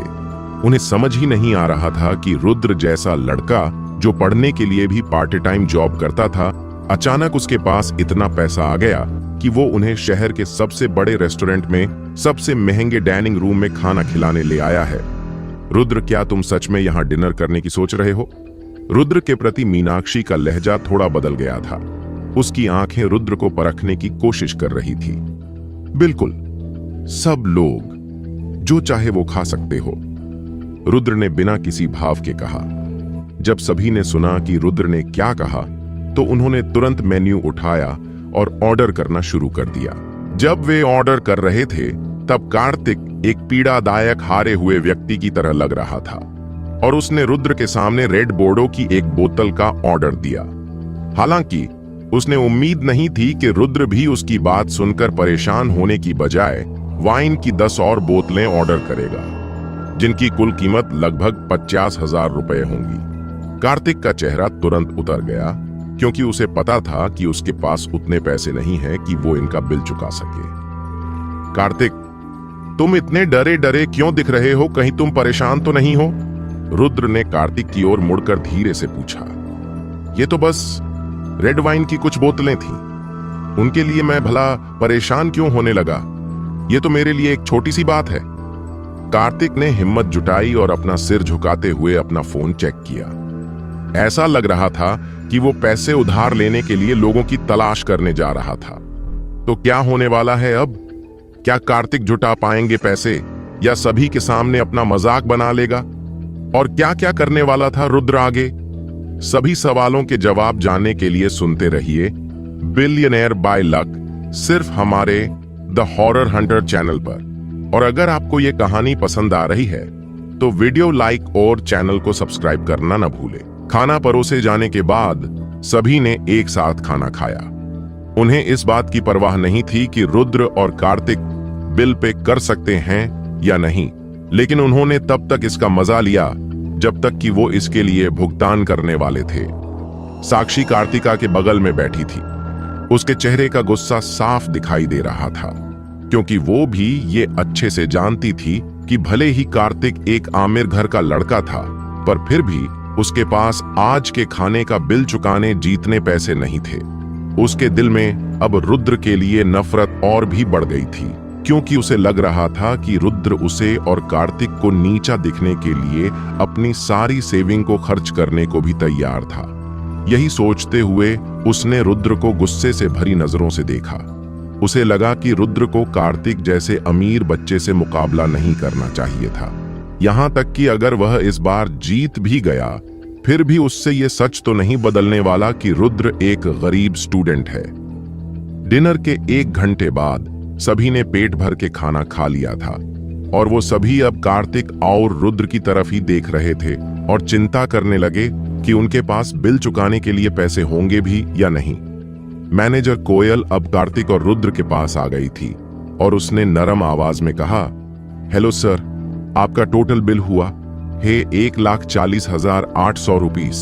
Sir, would you like to pay in cash और बाय कार्ड? 1,40,000 रुपए। यह आंकड़ा सुनकर सभी चौंक गए और उनकी छाती धड़क उठी। किसी को उम्मीद नहीं थी कि डिनर इतना महंगा होगा। कार्तिक के चेहरे पर उदासी छा गई। उसने जोर से कहा, 1,40,000 रुपए। भले ही उसे सिर्फ इसके आधे पैसे ही देने थे, फिर भी अभी उसके पास इतने पैसे नहीं थे। वहां बैठा हर कोई एकदम चुप था, मानो सबको एक साथ कोई सदमा लगा हो। उसी खामोशी के बीच अचानक एक आवाज आई, मैं कैश में पेमेंट करूंगा। जैसे ही सबने ये आवाज सुनी, सभी लोगों के मुंह खुले के खुले रह गए। तभी रुद्र ने अपने पैरों के पास रखा बैग उठाया और उसके अंदर से 70,000 रुपए निकालकर उस मैनेजर को दे दिए। जब उन्होंने रुद्र को अपने बैग से पैसे निकालते देखा तो वहां बैठे सभी लोगों के होश उड़ गए। हे भगवान, इस फटीचर के पास इतने पैसे कहां से आ गए? धन्यवाद सर, हमारे यहाँ खाना खाने आने के लिए। वैसे मेरा नाम कोयल है और मैं यहाँ की सब मैनेजर हूँ। कोयल ने रुद्र को अपना नाम बताते हुए कहा। उसे लग रहा था कि रुद्र किसी आमिर घर से था, तभी उसे सिर्फ खाने के लिए इतने सारे पैसे खर्च करने पर भी कुछ फर्क नहीं पड़ा। मैं सिर्फ आधा बिल भरने वाला हूँ, बाकी का आधा बिल मेरा दोस्त कार्तिक दे देगा। रुद्र ने कार्तिक की ओर इशारा करते हुए कहा। कमरे में खड़े किसी की भी नजर रुद्र से हट ही नहीं पा रही थी। उनमें से किसी को भी उम्मीद भी नहीं थी कि रुद्र भी बिना एक बार भी सोचे 70,000 रुपए सिर्फ एक खाने पर खर्च कर सकता है। तो वही कार्तिक अभी भी अपनी सीट पर ही बैठा था। उसे अब ठंडे पसीने आने लगे थे, क्योंकि उसे कुछ भी समझ नहीं आ रहा था कि अब आगे क्या किया जाए। जी सर, कोयक ने सर हिलाया, फिर उसने कार्तिक की ओर देखा।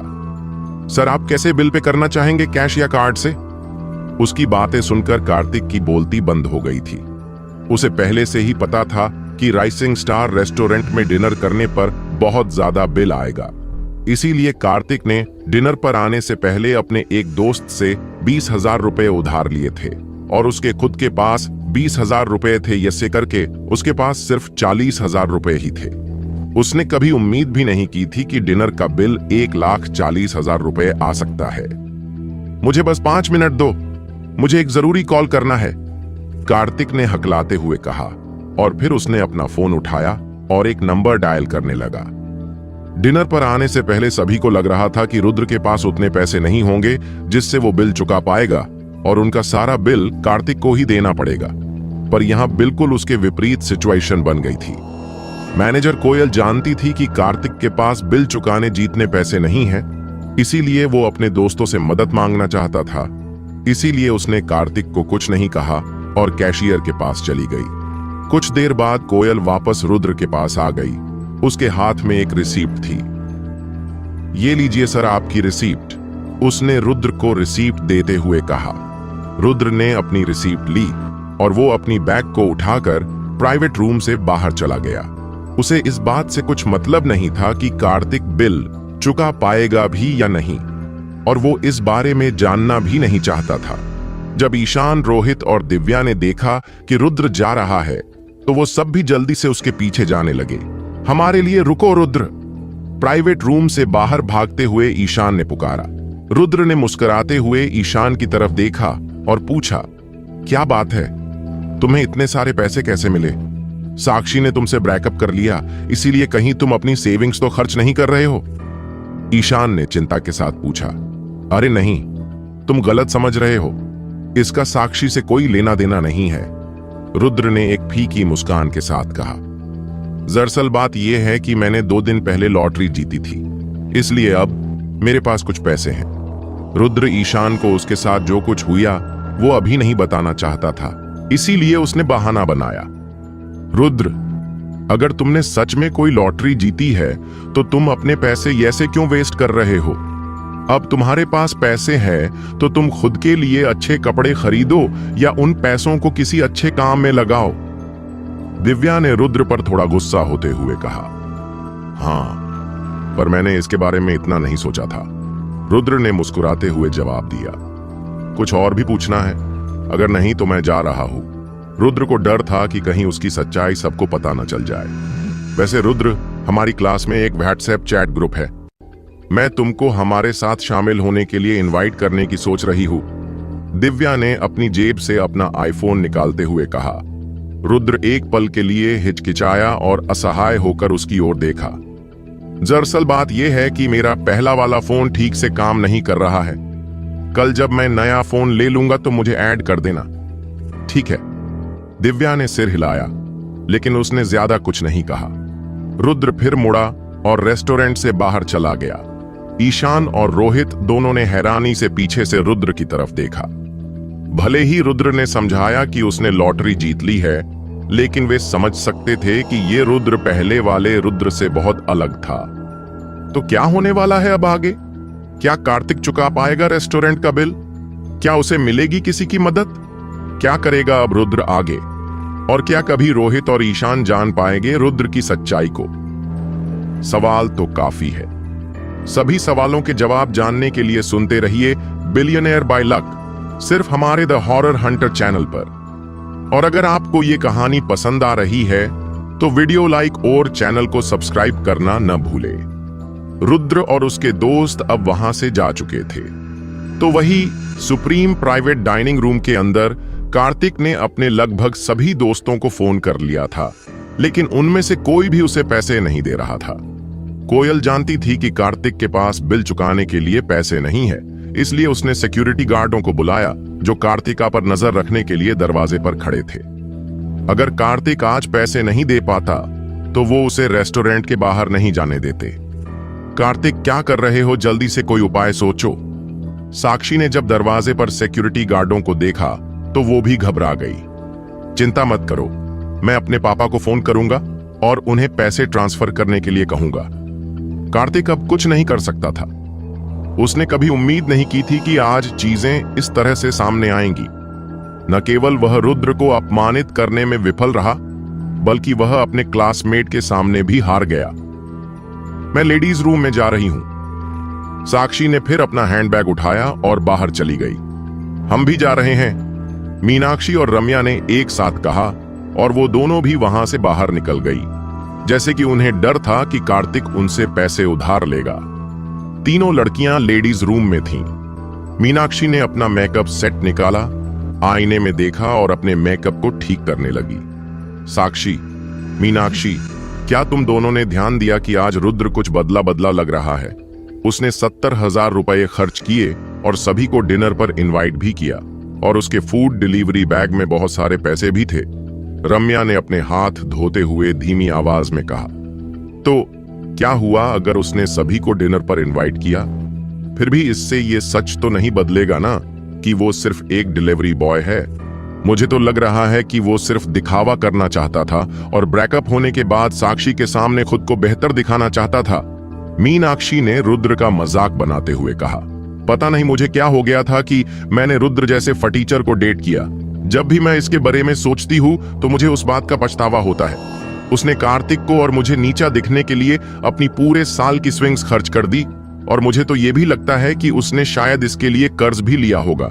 मुझे नहीं पता कि अभी रुद्र के दिमाग में क्या चल रहा है, पर जो कुछ भी हो रुद्र ने ये ठीक नहीं किया। साक्षी ने भी तिरस्कार के साथ कहा, तुम बिल्कुल सही कह रही हो साक्षी, वो सिर्फ एक दिखावा कर रहा है। रम्या ने भी तिरस्कार के साथ कहा। तभी एक गोरा लड़का अंदर आया और साक्षी के बट पर हल्के हाथ से मारा। वो बहुत नशे में लग रहा था। हे ब्यूटीफुल, चलो हम साथ में ड्रिंक करें और एक दूसरे को अच्छे से जान भी लेते हैं। साक्षी आज सच में बहुत ज्यादा खूबसूरत लग रही थी। कोई भी सामान्य व्यक्ति उसकी ओर देखने से खुद को रोक नहीं सकता था। पर तमाचा खाने के बाद साक्षी घूमी और उस आदमी को बदले में एक तमाचा मार दिया। खुद को आईने में देखो। तुम जैसे किसी व्यक्ति को मुझे ड्रिंक पर इनवाइट करने के विचार से ही दूर रहना चाहिए। मेरा समय बर्बाद मत करो। कार्तिक के साथ रहने के बाद साक्षी के नेचर में बहुत बदलाव आया था और अब उसे बहुत जल्दी गुस्सा भी आने लगा था, खासकर जब रुद्र ने सभी को डिनर पर इनवाइट किया और उस वजह से जो उसकी बेइज्जती हुई उसके कारण वो पहले ही परेशान थी।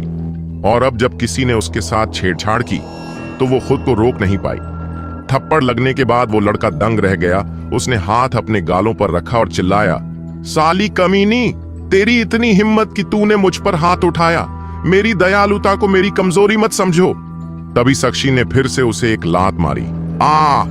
वो लड़का दर्द में चिल्लाया और जमीन पर गिर गया। इस बार साक्षी ने उस लड़के के वीक पॉइंट पर लात मारी थी। वो लड़का अभी भी दर्द से चिल्लाए जा रहा था। मुझे ध्यान से देखो, मैं उनमें से नहीं हूं जो चुपचाप सब सहे। ये बोलकर वो वहां से चली गई। तुझ जैसे कमीने की हिम्मत कैसे हुई साक्षी को छेड़ने की? तुम भी रुद्र की तरह एक घिलौने इंसान हो। मीनाक्षी ने भी उस लड़के को गुस्से के साथ कहा और वहां से चली गई। साली कमीनी, तुम तीनों को मैं छोड़ूंगा नहीं। वो लड़का अपने घुटनों पर बैठ गया और जोर से चिल्लाया। साक्षी, मीनाक्षी और रम्या ने उसे नजरअंदाज कर दिया और सीधे प्राइवेट रूम में वापस चली गई। जब वे तीनों वापस लौटे तो साक्षी ने देखा कि कार्तिक अभी भी अपने पापा से फोन पर बात कर रहा था। वो साफ साफ कार्तिक के पापा को उसे डांटते हुए भी सुन सकती थी। ये एक निराश कर देने वाला दृश्य था, इसलिए सभी ने अपना सिर झुका लिया और कुछ नहीं कहा। साक्षी जानती थी कि कार्तिक का मूड इस समय खराब है, इसलिए उसने उसे उसके साथ अब भी जो कुछ हुआ उसके बारे में कुछ नहीं बताया। 20 मिनट बाद कार्तिका के पापा कार से राइजिंग स्टार पहुंचे। जब कार्तिक ने अपने पापा की कार देखी तो वो अपने पापा के पास चला गया। पापा, मैं। कार्तिक इससे आगे कुछ कह पाता उससे पहले ही एक अधेड़ उम्र का शख्स कार से उतरा और कार्तिक के चेहरे पर थप्पड़ जड़ दिया। फिर उसने कार्तिक की ओर देखा और उसे डांटने लगा। तुम्हें क्या लगता है कि तुम कौन हो? डिनर के लिए 70,000 रुपए। एक बार जब हम घर पहुंच जाएंगे तो मैं तुमको सबक सिखाऊंगा। अन्य क्लासमेट्स ने असहाय होकर कार्तिक की ओर देखा। वो कार्तिक को इतने लंबे समय से जानते थे और उन्होंने कार्तिक को इतना शर्मिंदा पहले कभी नहीं देखा था। सबके सामने अपने पापा द्वारा थप्पड़ मारे जाने के कारण कार्तिक इससे अधिक अपमानित महसूस नहीं कर सकता था। उसने सारा दोष रुद्र पर डाल दिया। अगर रुद्र नहीं होता तो उसे इतनी शर्मिंदगी नहीं सहनी पड़ती। तो क्या होने वाला है अब आगे? क्या करेगा कार्तिक? क्या उसके पापा करेंगे उसकी मदद? और कौन था वो लड़का जिसने साक्षी को छेड़ा था? कहीं साक्षी किसी मुसीबत में तो नहीं थी? सभी सवालों के जवाब जानने के लिए सुनते रहिए बिलियनेयर बाय लक, सिर्फ हमारे द हॉरर हंटर चैनल पर। कार्तिक के पापा जैसे ही गाड़ी से बाहर आए उन्होंने जोर से कार्तिक को एक चांटा मारा और उसे डांटने लगे। कार्तिक को रुद्र पर बहुत गुस्सा आ रहा था। आज से पहले उसे इतना अपमानित पहले कभी महसूस नहीं हुआ था। कुछ देर तक कार्तिक को डांटने के बाद कार्तिक के पापा ने 70,000 रुपए दे दिए और गुस्से के साथ वहां से चले गए। कार्तिक की भी हिम्मत नहीं हुई कि वो अपने पापा से कुछ कह पाए। उनके जाने के बाद सभी लोग अपने अपने घर चले गए। वहीं दूसरी तरफ रुद्र भी राइजिंग स्टार रेस्टोरेंट से निकलने के बाद एक मोबाइल स्टोर पर चला गया। रुद्र ने ब्रेकअप से पहले अपना सारा पैसा साक्षी पर खर्च कर दिया था, इसीलिए उसके पास जो मोबाइल था वो भी बहुत पुराना था, जो सिर्फ फोन कॉल करने के ही काम आता था। जब रुद्र ने दिव्या की बात सुनी तो उसे भी एक नए मोबाइल की जरूरत महसूस हुई, इसलिए उसने अपने लिए एक नया फोन ले लिया। अब रुद्र को पता चला था कि अमीरों के लिए जिंदगी कितनी आसान होती है। आधे घंटे बाद रुद्र अपनी स्कूटर पर सवार होकर अपने किराए के घर पर लौट आया। घर की बत्ती जलाई और दरवाजा बंद करके लिविंग रूम में सोफे पर जाकर बैठ गया। आज एक के बाद एक कई बड़ी बातें हुई जिससे वह बहुत थका हुआ महसूस कर रहा था, तो वो थोड़ी देर आराम करने लगा। बिस्तर पर लेटे लेटे ही उसे अपना फोन निकाल और खेलने लगा। चूंकि उसने अभी अभी फोन खरीदा था, इसलिए उसे उन ऐप्स को इंस्टॉल करने की जरूरत थी जो वह आम तौर पर इस्तेमाल करता था। उसने एक लाइव स्ट्रीमिंग ऐप भी डाउनलोड कर लिया था। संयोग से रुद्र ने जैसे ही लाइव स्ट्रीमिंग ऐप खोला तो उसे सजेशन में एक चैनल मिला। वो चैनल एक लड़की का था। उस चैनल पर जिसकी फोटो थी उसे वो पहले से ही जानता था। वो व्यक्ति कोई और नहीं बल्कि मीना थी। मीना भी रुद्र के क्लास में ही पढ़ती थी। रुद्र ने मीना को लाइव देखा तो वो भी उसकी लाइव स्ट्रीम देखने लगा। लाइव स्ट्रीम में मीना गाना गा रही थी। उसकी आवाज काफी सुरीली और मीठी थी। कई लोग उससे सुपर चैट करते थे जिससे उसकी कमाई होती थी। उसको गाना गाने और बातें करने के अलावा कुछ नहीं आता था, इसीलिए उसके फॉलोअर्स भी ज्यादा नहीं थे। पर उसे मिलने वाले गिफ्ट्स, मेंबरशिप और सुपर चैट उसके 1 महीने के खर्च के लिए काफी थी। हाय ब्यूटीफुल, क्या मैं तुम्हें फेसबुक पर फ्रेंड रिक्वेस्ट भेज सकता हूं? क्या तुम्हारा कोई बॉयफ्रेंड है? अगर नहीं है तो तुम मुझे क्यों नहीं ट्राई करती? तुम्हारी आवाज कितनी अच्छी है यार।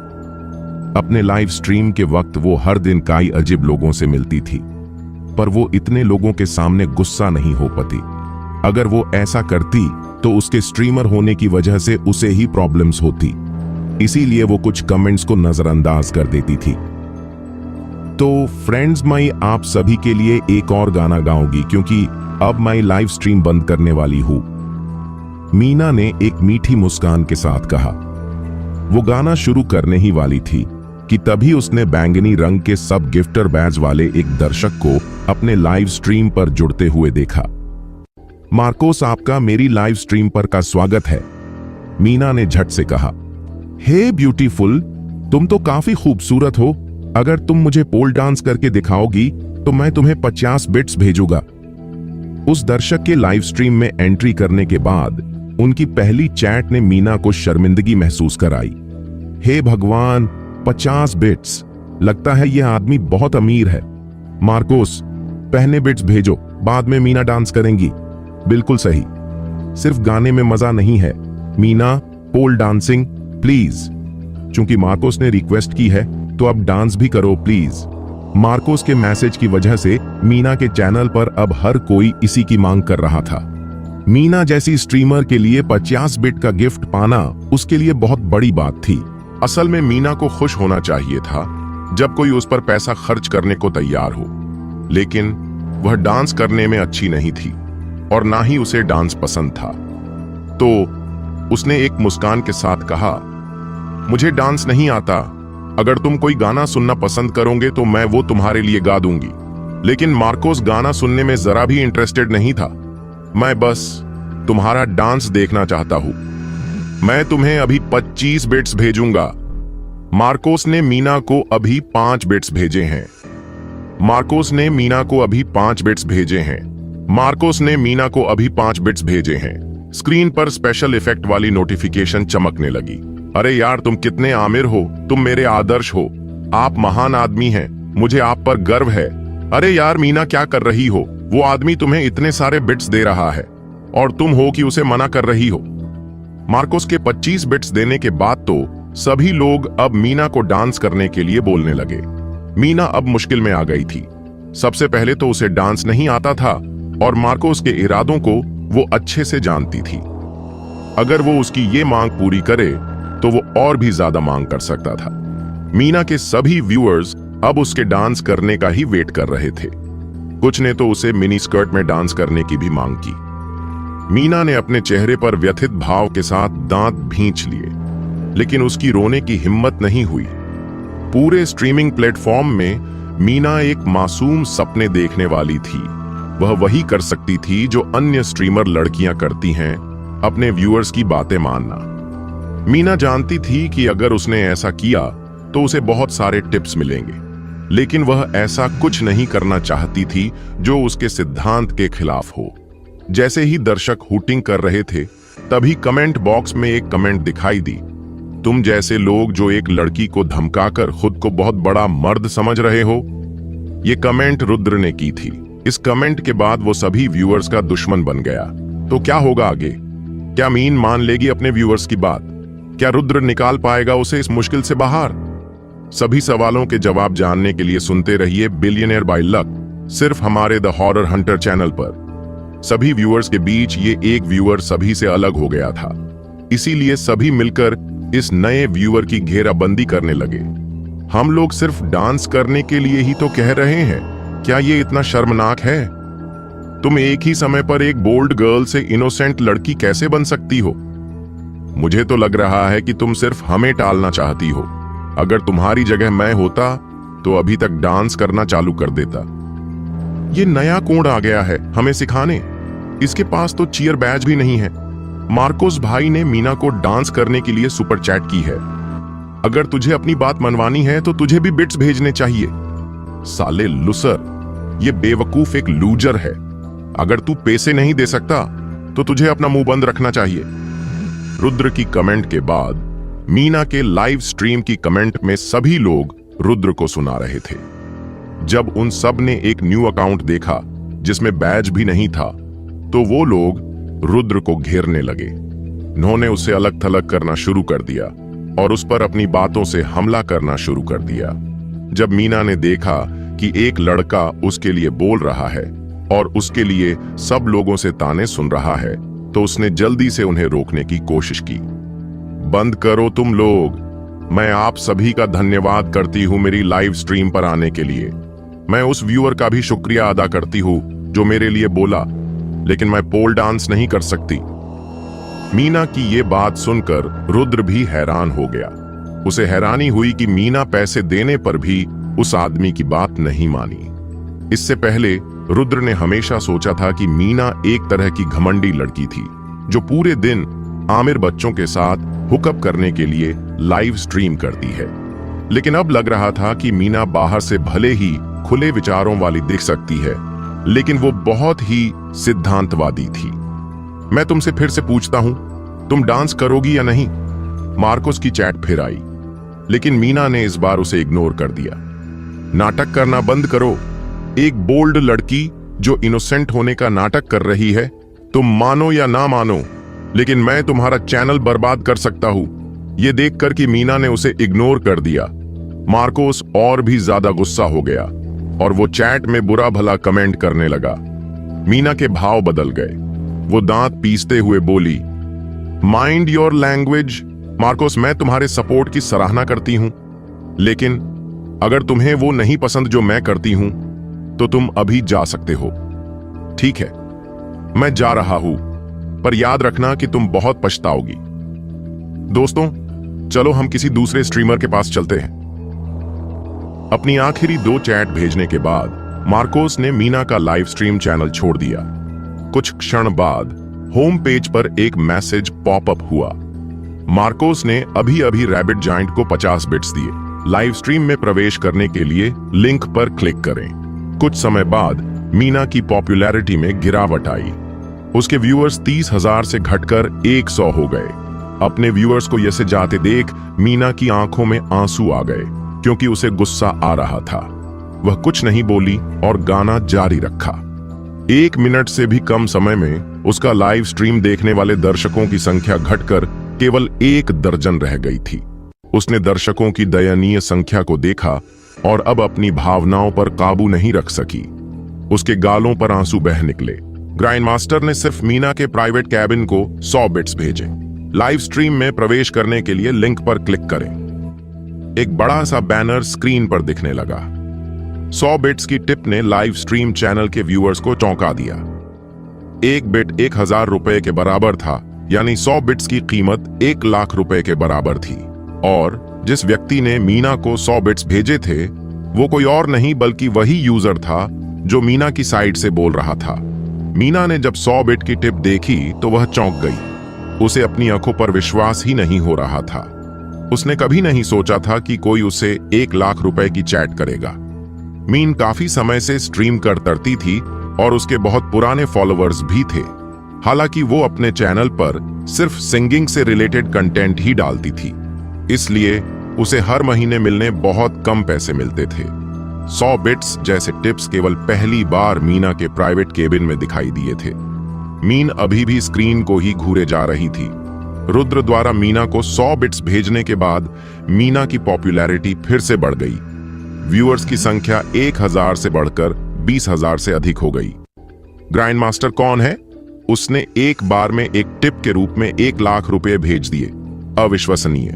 जिन्होंने अभी कहा कि नए अकाउंट यूजर्स लूजर होते हैं, अभी बाहर निकल जाओ। मीना, चूंकि वह अमीर आदमी तुम्हारा इतना साथ दे रहा है, इसलिए आज रात तुम्हारे पास बचने का कोई रास्ता नहीं है। हेलो सर, मैं इस साल 18 साल की हो गई हूं।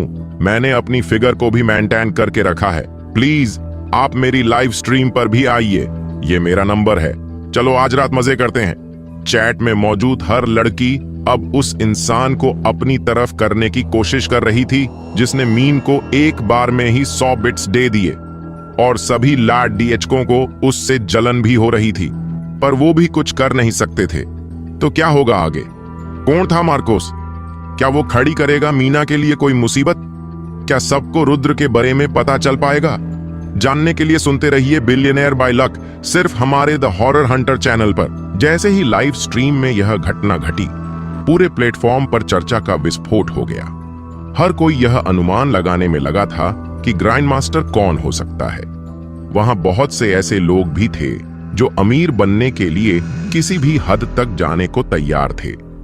रुद्र सिंघानिया ने कमेंट्स पढ़े और बस मुस्कुरा दिया, बिना कुछ कहे। एक आम आदमी के लिए 1 लाख रुपए की राशि बहुत बड़ी होती, लेकिन रुद्र के लिए यह कुछ भी नहीं था। मीना अभी भी स्तब्ध खड़ी थी और वह रुद्र को धन्यवाद कहना तक भूल गई। ग्राइंड मास्टर, तुम हीरो बनने की कोशिश कर रहे हो। मैंने कहा था कि मैं इस स्ट्रीमर को बैन कर दूंगा, और तुमने इसे टिप्स भेजे। आखिर तुम साबित क्या करना चाहते हो? मार्कोस का मैसेज चैट बॉक्स में फिर से दिखा। रुद्र ने ठंडी हंसी भरी, लेकिन कोई जवाब नहीं दिया। क्या तुम बहुत अमीर हो बच्चे? चलो एक शर्त लगाते हैं। मैं रैबिट जायंट के लाइव स्ट्रीम को सपोर्ट करूंगा और तुम इस लड़की को। जो भी हारेगा उसे सबके सामने अपनी हार माननी होगी। मार्कोस ने देखा कि रुद्र कोई प्रतिक्रिया नहीं दे रहा, तो वह तुरंत गुस्से में आ गया। लड़ो, उससे मत डरो। हाँ, इसे मजा चखाओ। जैसे कि माहौल पहले से ही काफी गर्म नहीं था, दर्शक रुद्र को उकसाने लगे।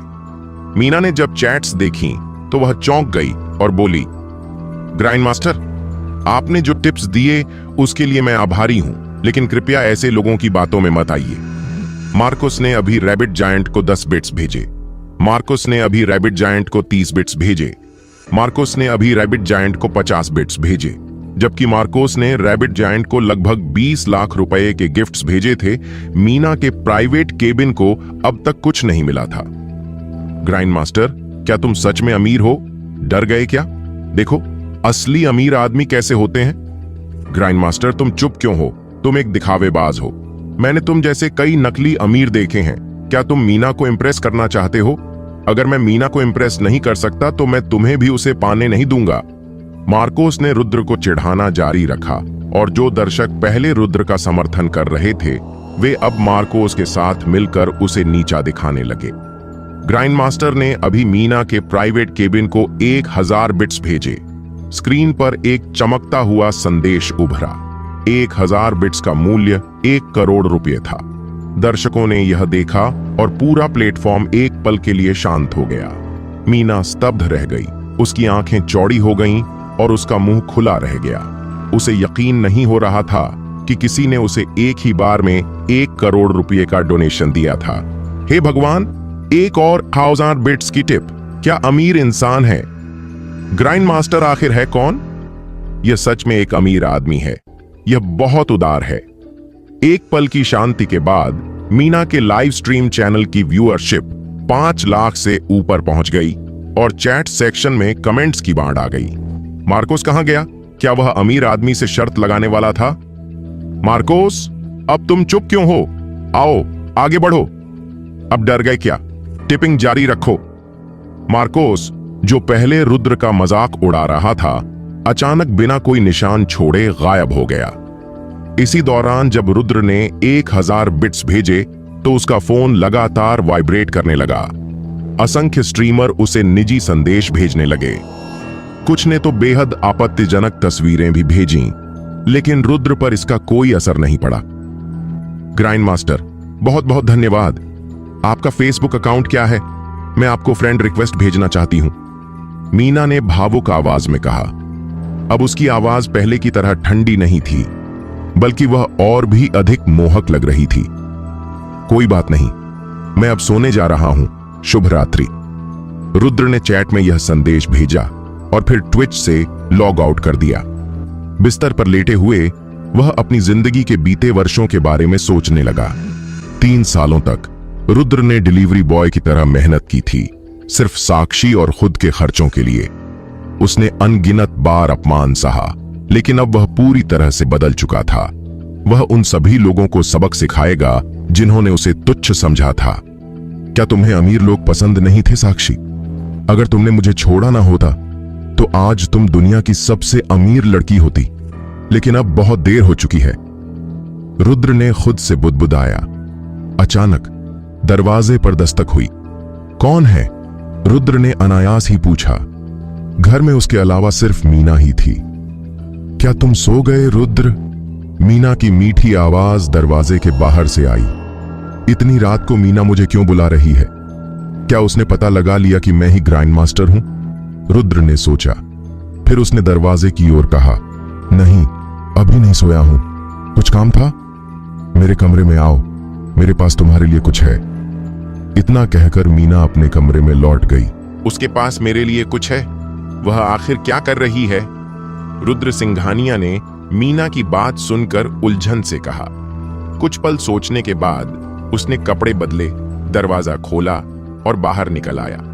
मीना बहुत खूबसूरत थी। भले ही उसके इरादे कुछ और हों, लेकिन रुद्र को इसमें कोई नुकसान नहीं दिखा।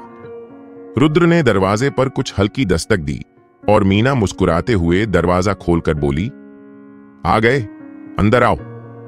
जैसे ही रुद्र ने कमरे में कदम रखा, उसने देखा कि टेबल पर स्वादिष्ट खाने की भरमार थी। क्या तुम कोई पार्टी कर रही हो? अचानक मुझे बुलाने की क्या वजह है?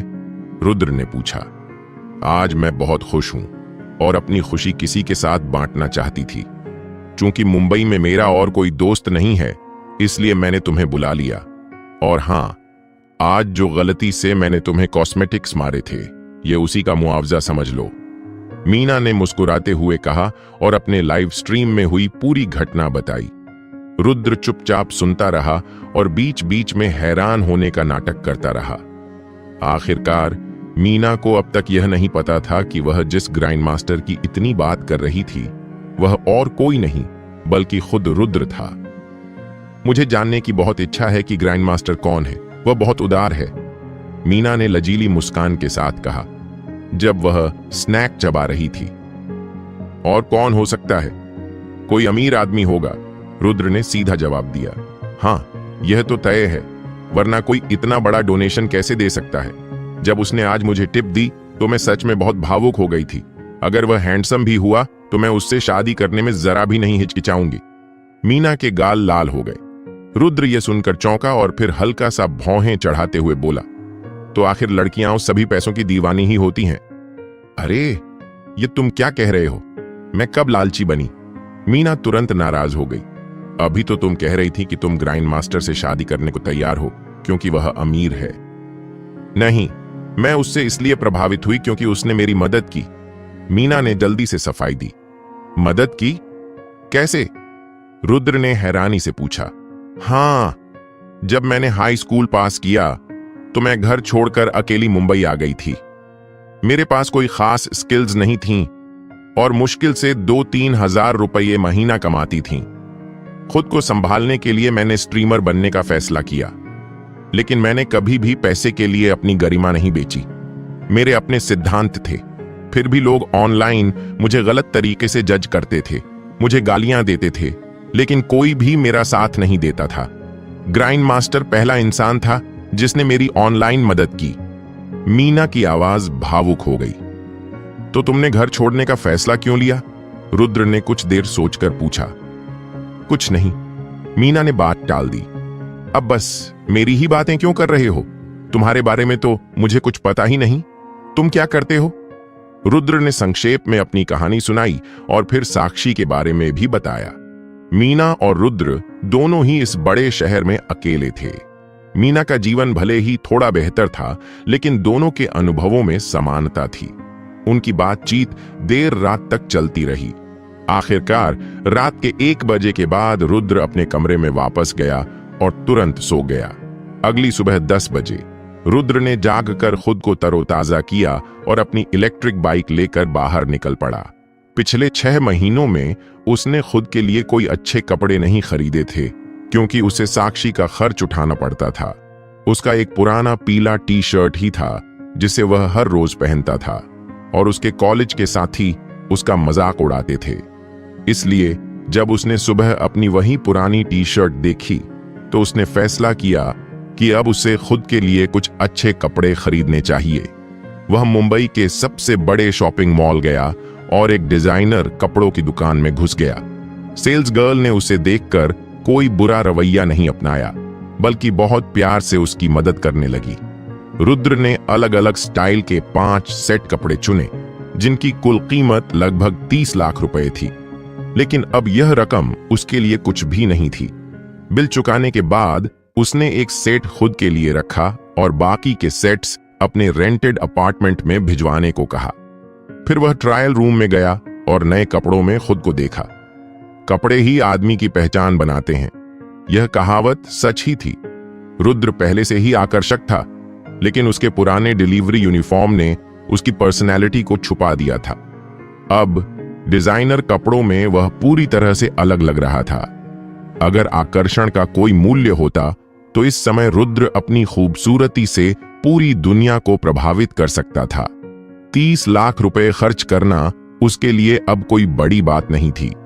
जब वह स्टोर से बाहर निकला तो सेल्स गर्ल उसे देखकर मोहित हो गई थी। उसने रुद्र को फ्लर्ट करते हुए आंख मारी, लेकिन रुद्र ने उसे नजरअंदाज कर दिया। स्टोर से बाहर निकलते ही रुद्र ने गहरी सांस ली। उसने पहले कभी पैसे खर्च करके इतना अच्छा महसूस नहीं किया था। पहले अगर उसे कुछ 100 रुपए भी खर्च करने पड़ते तो उसे बहुत तकलीफ होती थी, लेकिन अब वह खुद को रोक नहीं सकता था। आखिरकार अब उसके पास ज्यादा खर्च करने का अधिकार था। तुम कहां हो रुद्र? काउंसलर की क्लास शुरू होने वाली है, तुम अब तक यहां क्यों नहीं आए? जैसे ही रुद्र सिंघानिया फैशन स्टोर से निकलकर यूनिवर्सिटी जाने की तैयारी कर रहा था, उसे ईशान का कॉल आ गया। मैं रास्ते में हूं, रुद्र ने फोन निकालकर जवाब दिया और फिर अपनी इलेक्ट्रिक बाइक पर तेजी से कैंपस की ओर बढ़ गया। एक जूनियर के रूप में उसे ज्यादा क्लासेस लेने की जरूरत नहीं थी, लेकिन काउंसलर की क्लास अनिवार्य थी। पहली बात, वह इस क्लास को मिस करने की हिम्मत नहीं कर सकता था। दूसरी बात, उनकी काउंसलर बहुत ही तेज तर्रार और आकर्षक महिला थी और वह उन्हें नाराज नहीं करना चाहता था। रुद्र की नजरों में कॉलेज की काउंसलर किसी मायावी स्त्री से कम नहीं थी, जो अपने आकर्षण से किसी को भी मोहपाश में बांध सकती थी। 10 मिनट बाद रुद्र लेक्चर हॉल में पहुंच गया। उस समय तक काउंसलर अपना लेक्चर दे रही थी जब रुद्र ने धीरे से दरवाजे पर दस्तक दी। अंदर आओ, एक कोमल आवाज आई। रुद्र ने दरवाजा खोला और अंदर दाखिल हुआ। उसकी नजर सामने खड़ी उस बेहद आकर्षक महिला पर पड़ी। उन्होंने सफेद शर्ट पहनी थी जिससे उनकी फॉर्मल येट ग्लैमरस लुक झलक रही थी। उन्होंने एक बॉडी हगिंग स्कर्ट पहनी थी जो उनके फिगर को और उभार रही थी। उनकी हाई हील्स और खूबसूरत टांगें किसी का भी ध्यान खींचने के लिए काफी थीं। वह कोई और नहीं बल्कि ईशा मेहता, कॉलेज की काउंसलर थीं। तुम देर से क्यों आए? ईशा ने रुद्र को ऊपर से नीचे तक देखा और नाराजगी भरे लहजे में पूछा। और क्या, ये तो कल रात अपनी अमीरी दिखाने के लिए सबको डिनर पर बुला रहा था। अब जब इसके सारे पैसे खत्म हो गए तो इसे फिर से डिलीवरी का काम करना पड़ रहा है, रितेश ने ऊंची आवाज में कहा। बाकी सभी यह सुनकर हंसने लगे। क्या मैंने तुमसे कुछ पूछा? इतना ज्यादा होशियार बनने की जरूरत नहीं है। ईशा ने गुस्से से रितेश को घूरा। रितेश तुरंत चुप हो गया। यूनिवर्सिटी में यह अफवाह थी कि ईशा का बैकग्राउंड इतना दमदार था कि यहां तक कि कुलपति भी उनसे पंगा लेने से कतराते थे। इसीलिए रितेश को चुप रहने में ही भलाई दिखी। माफ कीजिए मिस मेहता, आज सुबह मेरी नींद खुलने में देर हो गई, रुद्र ने ईशा की ओर देखते हुए कहा। बाहर जाओ और हॉलवे में खड़े रहो। अगली बार अगर देर से आए तो मेरी क्लास में आने की जरूरत नहीं, ईशा ने ठंडे स्वर में कहा। ठीक है, रुद्र ने मजबूरी में सिर हिलाया और लेक्चर हॉल से बाहर निकल गया। बाहर खड़े खड़े वह पिछले 2 दिनों की घटनाओं के बारे में सोचने लगा। उसे यह सब अविश्वसनीय लग रहा था। कल तक उसकी गर्लफ्रेंड साक्षी उसे छोड़कर चली गई थी, उसके कॉलेज के साथी उसका मजाक उड़ा रहे थे, और आज वह दुनिया का सबसे अमीर इंसान बन चुका था। यह एहसास बहुत ही अजीब और जादुई था। अगर साक्षी को पता चले कि अब मेरे पास इतना पैसा है तो वह क्या सोचेगी, रुद्र ने मन ही मन सोचा। आधे घंटे बाद घंटी बजी और क्लास खत्म हो गई। ईशा मेहता लेक्चर हॉल से बाहर आई। उनकी हाई हील्स की आवाज गूंज रही थी। वह सीधे रुद्र के पास आकर रुकी और उसे ऊपर से नीचे तक देखती रही। आज शाम 4 बजे रजिस्ट्रार ऑफिस से मेरे लिए कुछ कागजात लेकर मेरे डॉर्म तक पहुंचा देना, समझे? जी, समझ गया, रुद्र ने तुरंत सिर हिला दिया। अगर फिर से देर हुए तो मैं तुम्हें छोड़ूंगी नहीं। ईशा ने अपनी कमर मटकाते हुए सीढ़ियों की ओर कदम बढ़ाए। रुद्र ने लंबी सांस ली और वापस लेक्चर हॉल में आया। जब वह अंदर पहुंचा तो उसने देखा कि मीनाक्षी और साक्षी वहां नहीं थीं। रुद्र, तुम पहले कहां थे? काउंसलर की क्लास में देर से पहुंचने की हिम्मत कैसे हुई? ईशान ने धीमी आवाज में पूछा।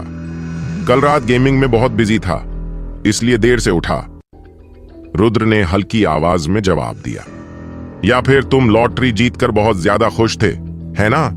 रोहित ने हंसते हुए पूछा। आखिर तुमने कितना जीता?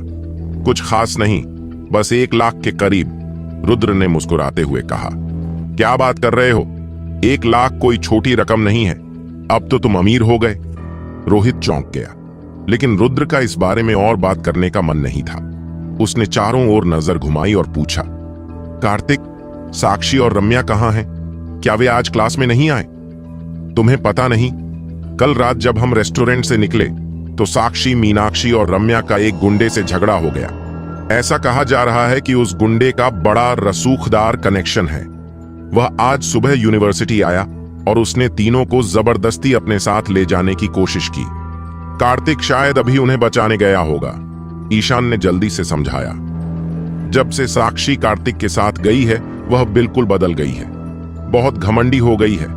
मैंने सुना है कि उसने उस गुंडे को लात मार दी थी, लेकिन उसे यह नहीं पता था कि वह आदमी किसी बड़े आदमी का आदमी है। रोहित ने भी अपनी राय दी।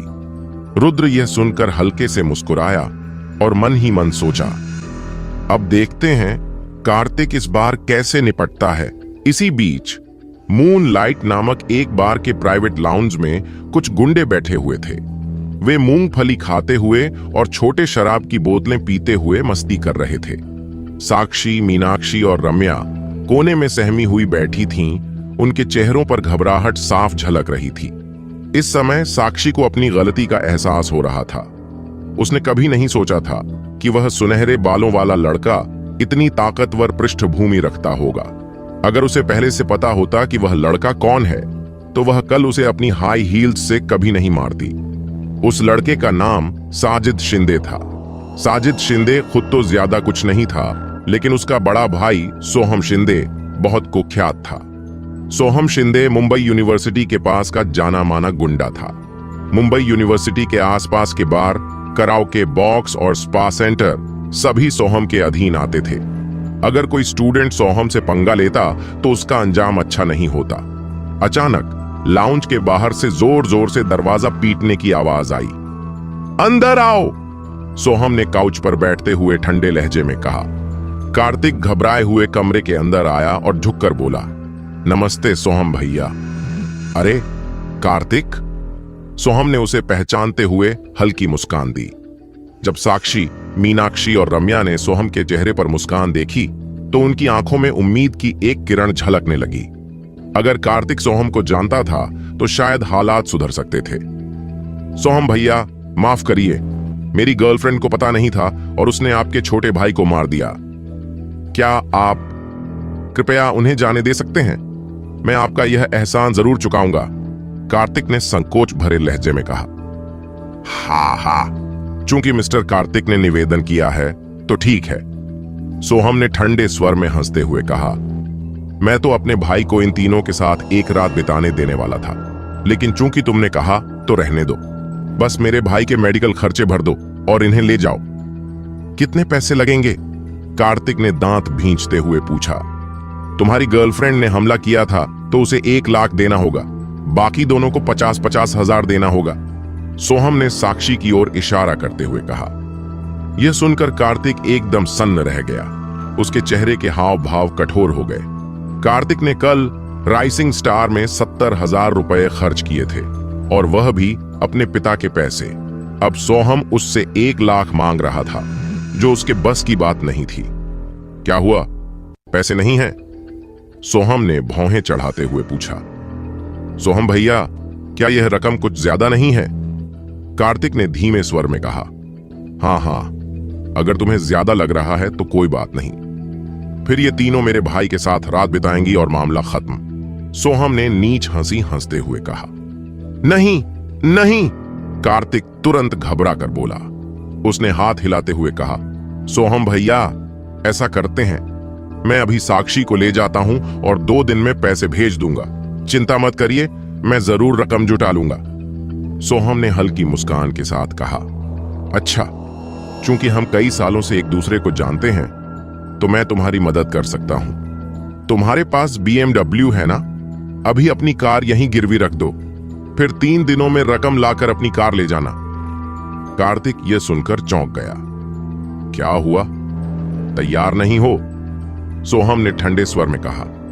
नहीं नहीं, कार्तिक ने तुरंत सिर हिलाया। उसने अपनी कार की चाबी निकाली और सोहम के सामने रख दी। ठीक है, अब तुम अपनी गर्लफ्रेंड को ले जा सकते हो, सोहम ने लापरवाही से कहा। चलो, कार्तिक ने साक्षी, मीनाक्षी और रम्या की तरफ देखा और निराशा भरी आवाज में कहा। तीनों लड़कियां तुरंत उठीं और कार्तिक के साथ चलने लगीं। लेकिन तभी सोहम ने चिल्लाकर कहा, किसने कहा कि तुम सब जा सकती हो? मैंने सिर्फ कार्तिक को उसकी गर्लफ्रेंड ले जाने दिया है, बाकी दोनों यहीं रहेंगी। मीनाक्षी और रम्या के चेहरे का रंग उड़ गया। वे भयभीत होकर कार्तिक और साक्षी को देखने लगीं। कार्तिक, तुम हमें ऐसे छोड़कर नहीं जा सकते, मीनाक्षी ने रोते हुए कहा। कार्तिक ने मीनाक्षी की ओर देखा और बेबसी से कहा, मैंने अपनी कार भी गिरवी रख दी, मेरे पास और पैसे नहीं हैं, तुम दोनों को खुद कोई रास्ता निकालना होगा। कार्तिक मीनाक्षी और रम्या से ज्यादा घनिष्ठ नहीं था। अगर वह उन्हें भी बचाना चाहता तो उसे 1 और लाख रुपए खर्च करने पड़ते, लेकिन वह इतना बड़ा नुकसान उठाने को तैयार नहीं था। यह कहकर कार्तिक ने साक्षी को पकड़ा और वहां से निकल गया। मीनाक्षी और रम्या वहीं खड़ी रह गईं। उनके चेहरे पर हताशा थी। उन्हें उम्मीद नहीं थी कि कार्तिक उन्हें इस तरह छोड़ देगा। तो तुम दोनों क्या करोगी? पैसे देकर खुद को बचाओगी या मेरे छोटे भाई के साथ रात बिताओगी? सोहम ने बियर पीते हुए और उन्हें गंदी नजरों से घूरते हुए कहा। मीनाक्षी का आकर्षक शरीर था और उसकी ड्रेस भी काफी बोल्ड थी। उसकी डीप नेकलाइन और माइक्रो मिनी स्कर्ट उसकी फिगर को पूरी तरह उभार रहे थे। रम्या की फिगर इतनी आकर्षक नहीं थी, लेकिन उसकी खूबसूरती किसी से कम नहीं थी। वह मुंबई यूनिवर्सिटी की सबसे सुंदर लड़कियों में से एक थी। तो क्या होगा आगे, जानने के लिए सुनते रहिए बिलियनेयर बाय लक, सिर्फ हमारे द हॉरर हंटर चैनल पर।